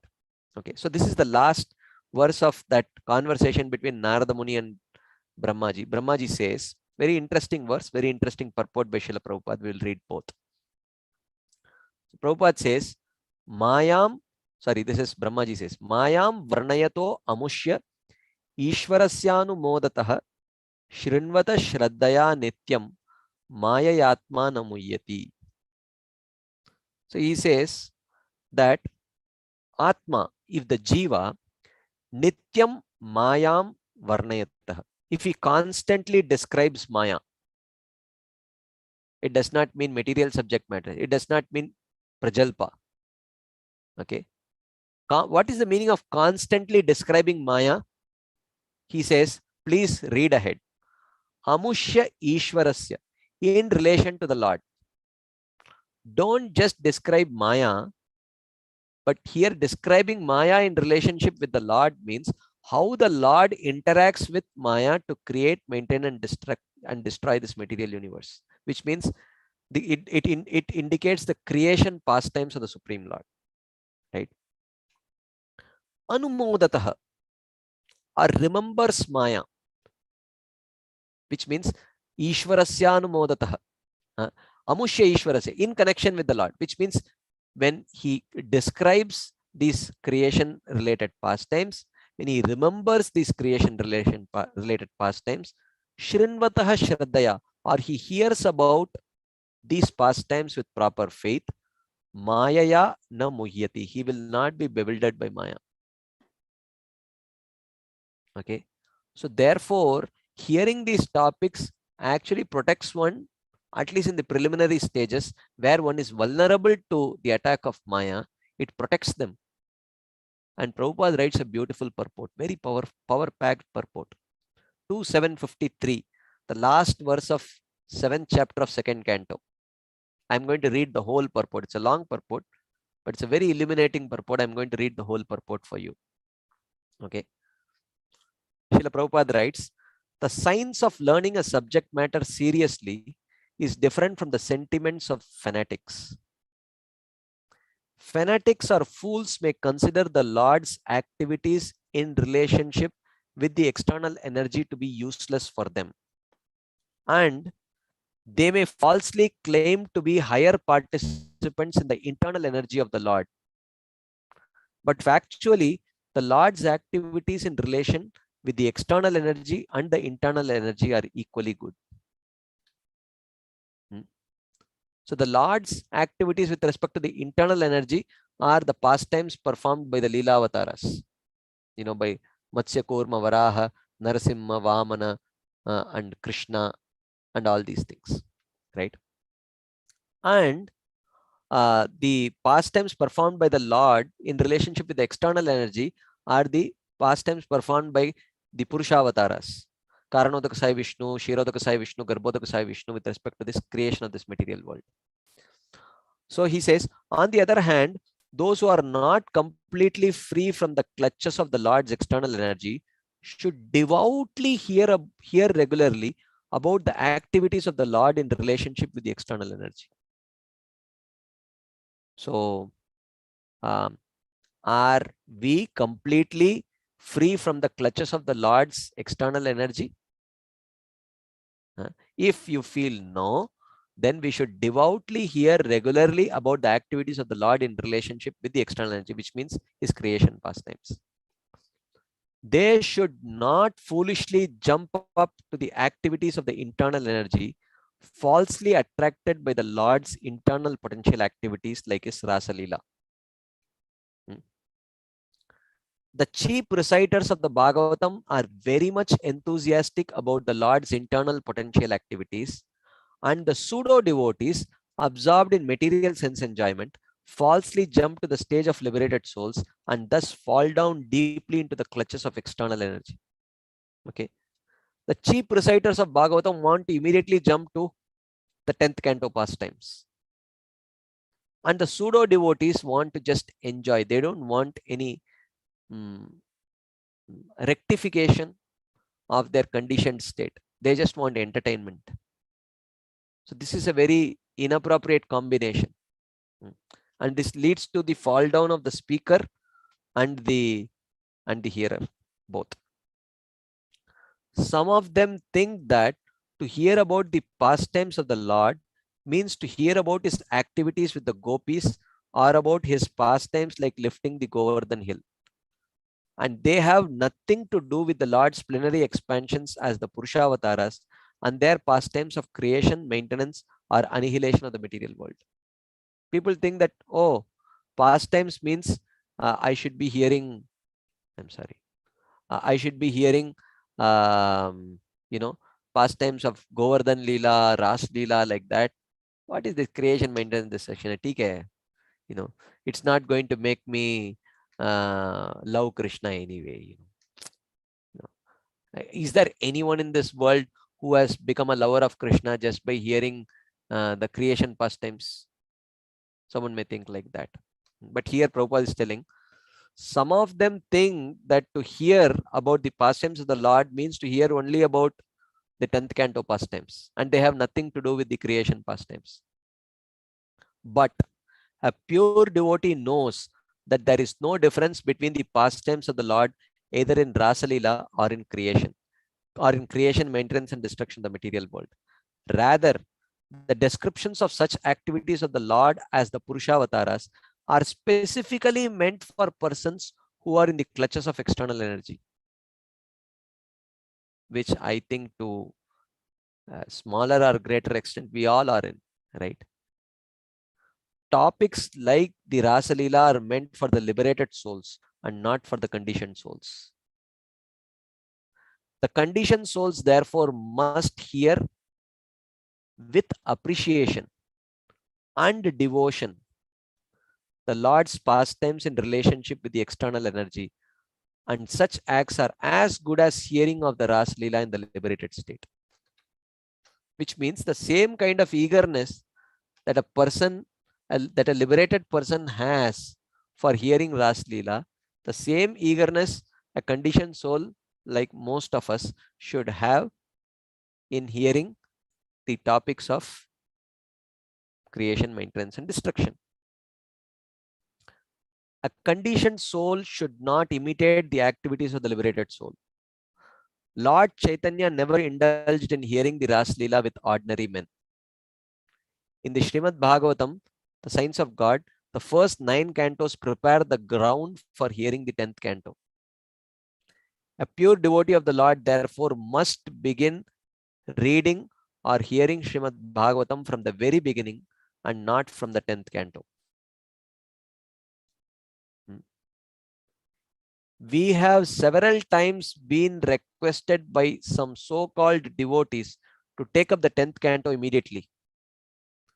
but we have refrained from such an action because we wish to present Srimad Bhagavatam as the science of Godhead and not as a sensuous understanding for the conditioned souls. Prabhupada is telling. So Prabhupada knew that time was limited. Prabhupada knew that if he started from the first canto and reached till the 10th canto, there is a good chance that he may not be able to translate and give commentary to the 10th canto, which is the crest jewel of Srimad Bhagavatam. Prabhupada knew it very much. At some point, maybe after, you may say that, oh, he didn't realize it when he was translating the first canto. Fine. He didn't realize it while he was translating the second canto. Fine. Fourth canto. Fine. At some point, he would have had some indication that at this pace, I will not be able to complete the 10th canto. He must have stopped there and started the 10th canto. He didn't do it. He left the all-important 10th canto to be commented upon by his disciples because he knew that he had prepared the ground by commenting upon the first 9 cantos. So if you have systematically understood and your heart is purified by understanding the first 9 cantos, then you are ready for the 10th canto, right? So here he says, this is forbidden by such authorities as Sri Brahmaji. By reading and hearing Srimad Bhagavatam as a scientific presentation, the conditioned souls will gradually be promoted to the higher status of transcendental knowledge after being freed from the illusory energy based on sense enjoyment. So gradually they will get elevated like that. So this is the purport of Srila Prabhupada to the 2nd canto 7th chapter 53rd verse. Mayam varnayato amushya ishwarasyanumodatah Shrinvata Shraddhaya Nityam Maya Yatma Namuyati.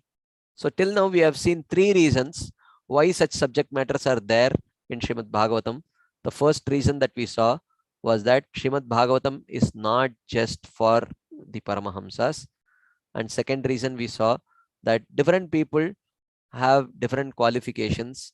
So not everyone may have qualification to hear directly about the topics of pure devotional service. So you have to pull them also. And the third reason is that systematic hearing or proper understanding of these subject matters actually lead to purification of heart.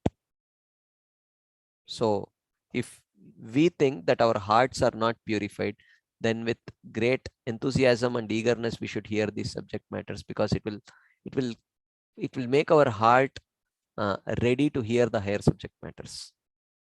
Okay, 3 reasons over, and we are left with 2 more reasons. But I will pause to see if there are any quick discussion points, comments, questions. And then if we are not able to complete it today, maybe some other day we will complete the rest of the presentation. Anything anyone would like to share, ask? Right.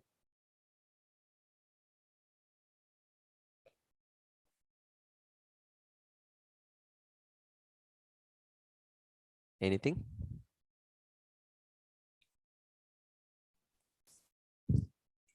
Hare Krishna, Prabhuji.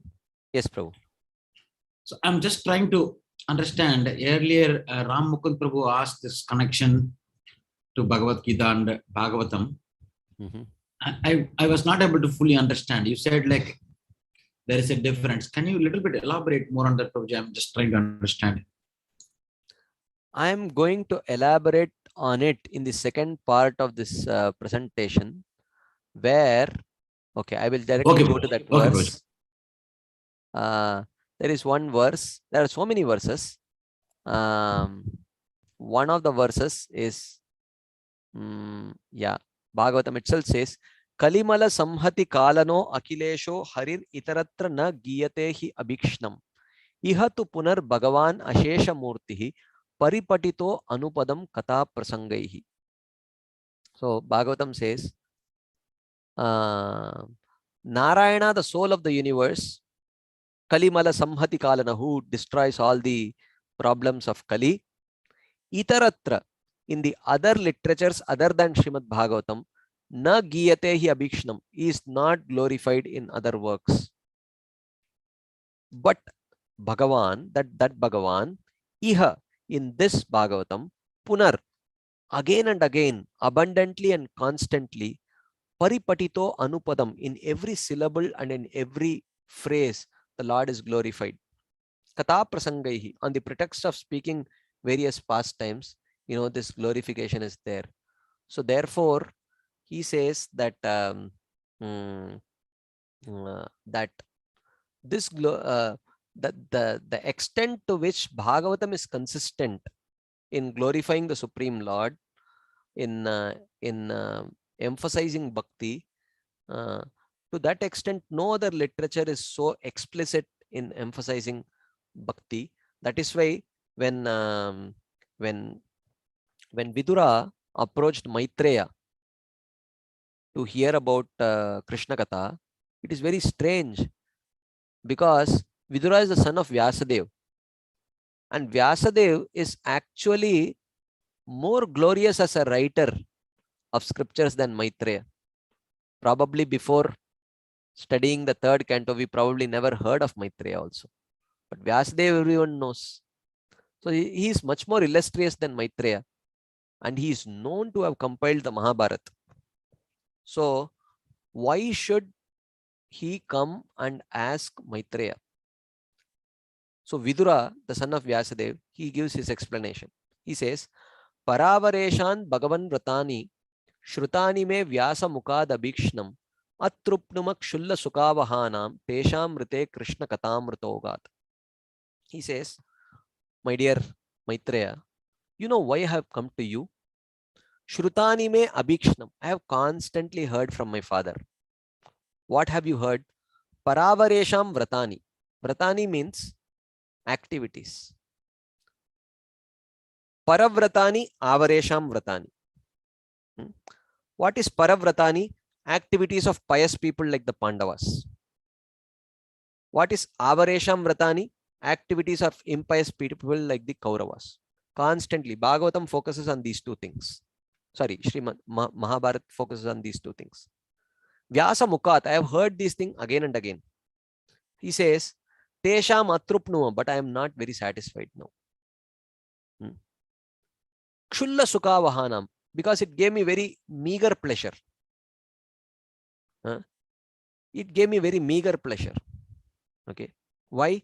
Rite Krishna Katamrita Ogat, because it was devoid of the great sweetness of Krishna's pastimes.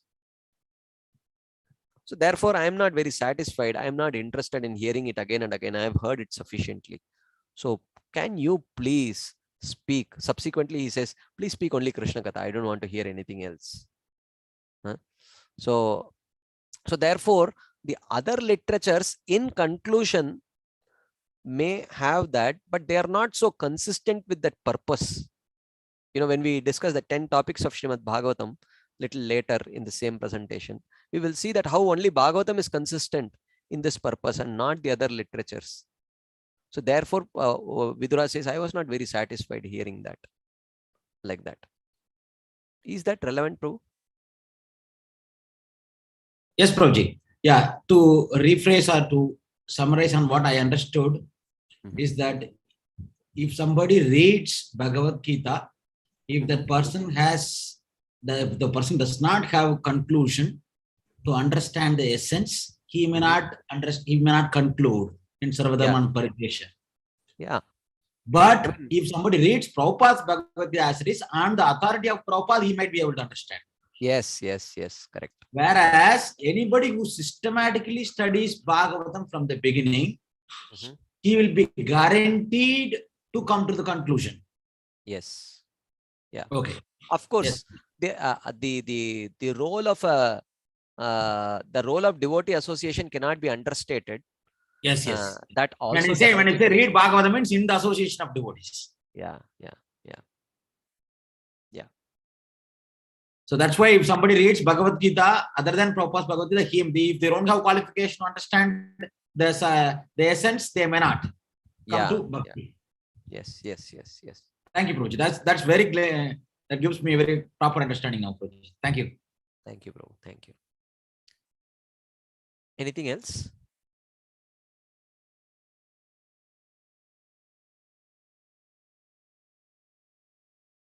anyone else would like to share something, add, or ask any questions? So, Prabhu, I would like to share that, after repeated hearing many times, when we come, when we read the philosophical sections of Srimad Bhagavatam Mhm. or even Bhagavad Gita, so it is not interesting. And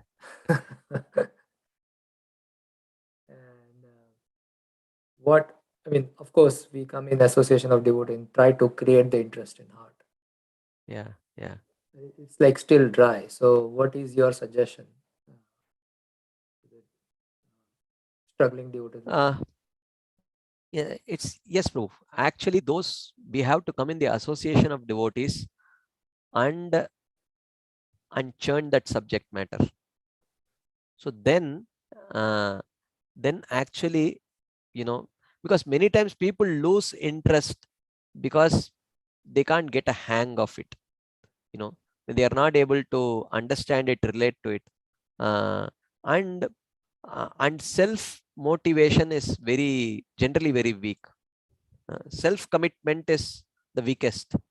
So when there is association of devotees, there is a bigger commitment, more deeper commitment, and in that association, if you can come together and if churning happens, uh, mm, especially these subject matters cannot be rushed.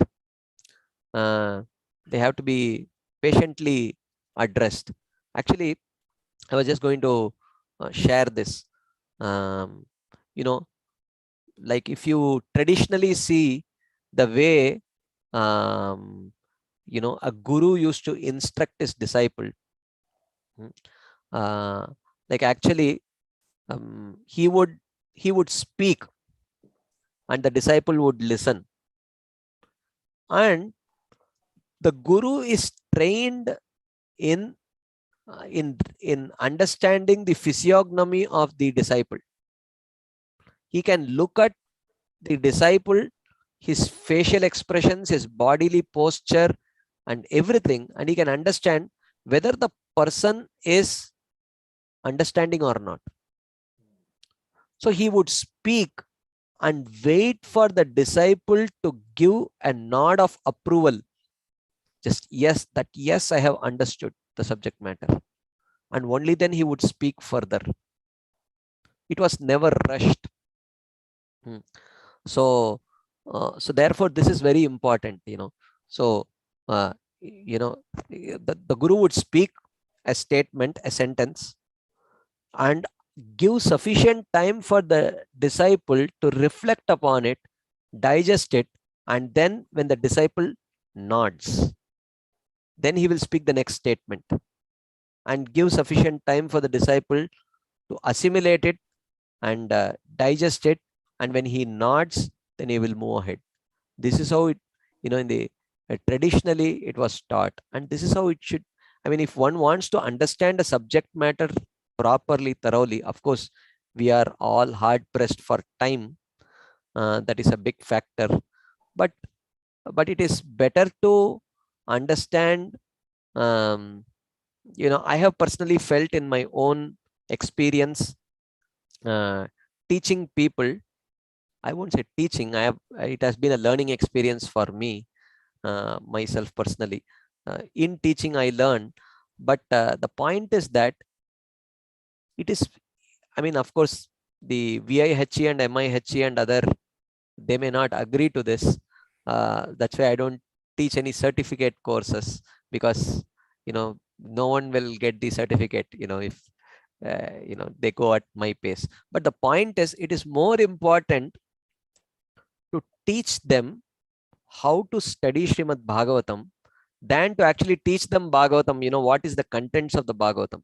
Just rush through the contents and tell them this is there, this is there, this is there, this is there. That they can learn. But more important is, you can teach them one canto or two cantos, but take your time, teach them how to understand the underlying principles of Srimad Bhagavatam, because the philosophy of Bhagavatam is very consistent.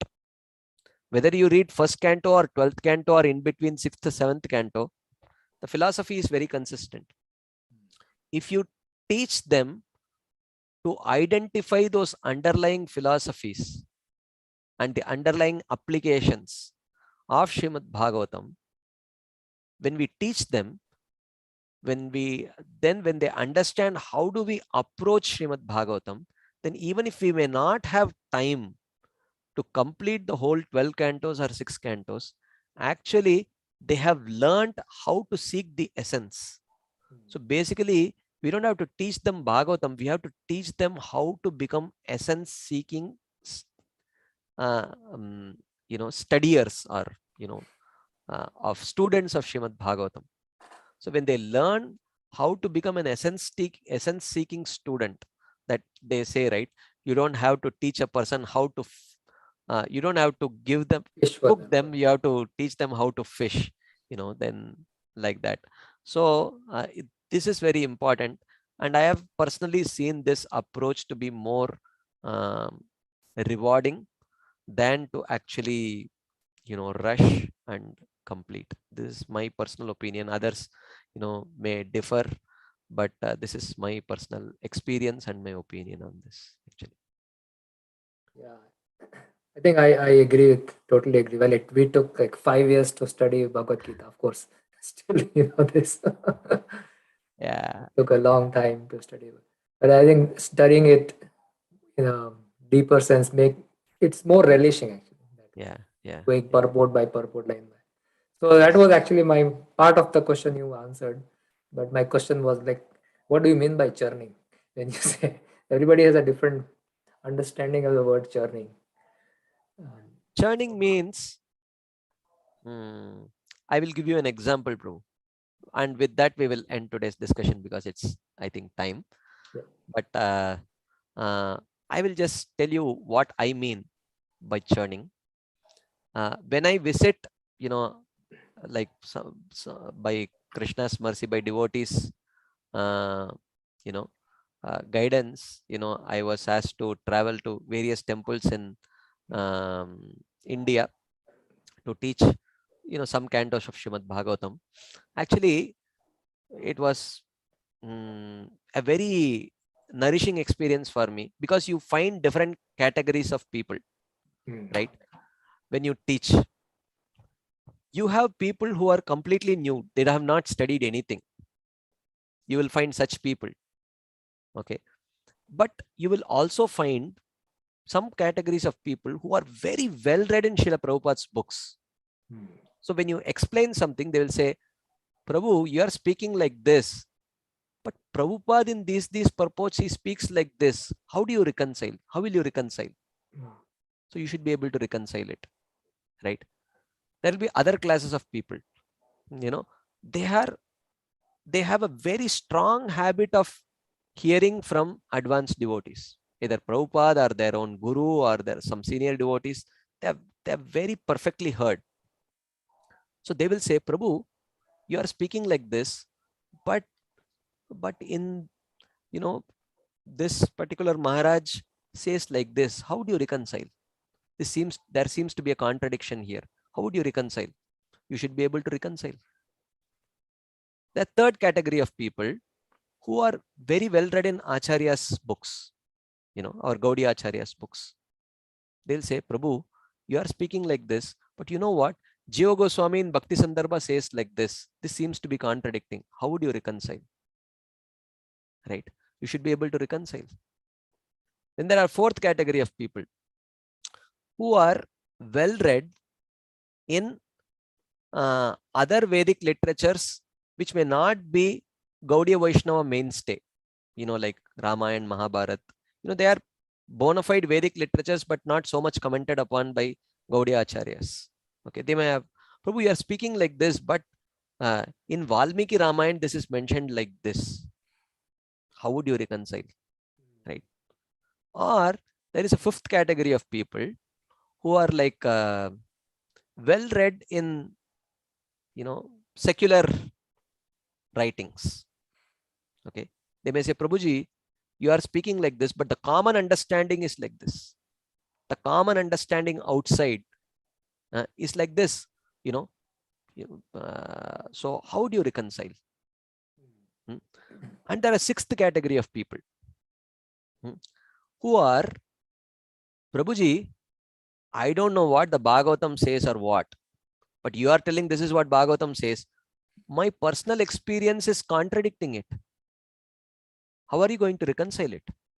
Ultimately, the Shastras should be able to explain what I am experiencing. But my experience is contradictory to your explanation. How do you reconcile it? So this is what. And when would you know that these kind of questions are there? When you ask them to interact. When you give them a forum to voice their thoughts, and when you give them that forum, it will ignite their thought process. They will start applying their intelligence. They will start applying their heart. They will start applying their mind to actually think about the subject matter. So it is the role of the facilitator to facilitate this, to ignite it, to inspire them to think and reflect and see how it is applicable to me. How do I connect it to what I have heard, what I have studied? And for the teacher, he may not be such a well-rounded person. He may not, you will hardly find someone who is perfectly read in Prabhupada's books, perfectly read in Acharya's books, perfectly heard, all these categories. But you get to see various kinds of people, you hear their thoughts, and it's not that you may have an answer for it. Many times you may have to say that, sorry, Prabhu, I don't know. I really never thought about it this way. Let me think about it and I will get back to you. So then you go back, you study the books from that perspective. You ask some senior devotees, you have some discussion with the senior devotees, and then you get fresh perspectives. Then you share. Your understanding is no longer the same. It has become nourished, right? So this is churning. So the key is, how do you facilitate it? So, but it needs to be facilitated. And when it is facilitated, you will realize that it is more nourishing for the teacher than the students. Actually, this is guaranteed. Whether the students get something or not, the teacher will certainly get nourished. Of course, the students will also get, but the teacher will definitely get nourished, because he can add multi dimensions to his own understanding, actually. And that training is given by the students to the teacher, actually. So that's my understanding of what churning is. That's a really nice way of understanding and giving us the idea of how to churn Srimad Bhagavatam. Thank you so much, Prabhu. Thank you. So, is it okay if you have time next week, or I don't know your schedule. But next week, but you must be having your regular classes, na Prabhu. Oh, that's okay. We can continue. This is a very nice discussion. Well, next week, let me just check, Prabhu, my calendar. I'll get back to you, Prabhu, if next week will be possible or not. And after that, subsequently, I'm traveling to Chowpatty, and I'll be in Chowpatty for 8 days. So I'll keep you posted, Prabhu. I'll check my calendar and I'll let you know. But I don't want to hijack your regular Bhagavatam discussion, because this can be once in a while, nourishment sessions, but your regular studies should continue also. So I'll let you know. We will choose a mutually convenient time and we will complete this presentation.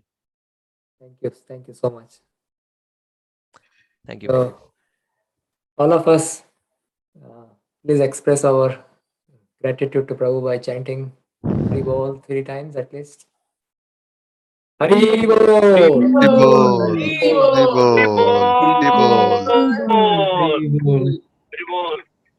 Thank you so much. Hare Krishna. Thank you, Mother Chandra. Thank you, Prabhu. Hare Krishna. Thank you, Vardhan Thank you, Prabhu. Prabhuji. Thank you, Prabhuji. Thank you, Hare Prabhuji. Krishna. Thank you, Thank you, Prabhuji. Prabhuji. So much. Hare Krishna. Hare Krishna. Hare Krishna.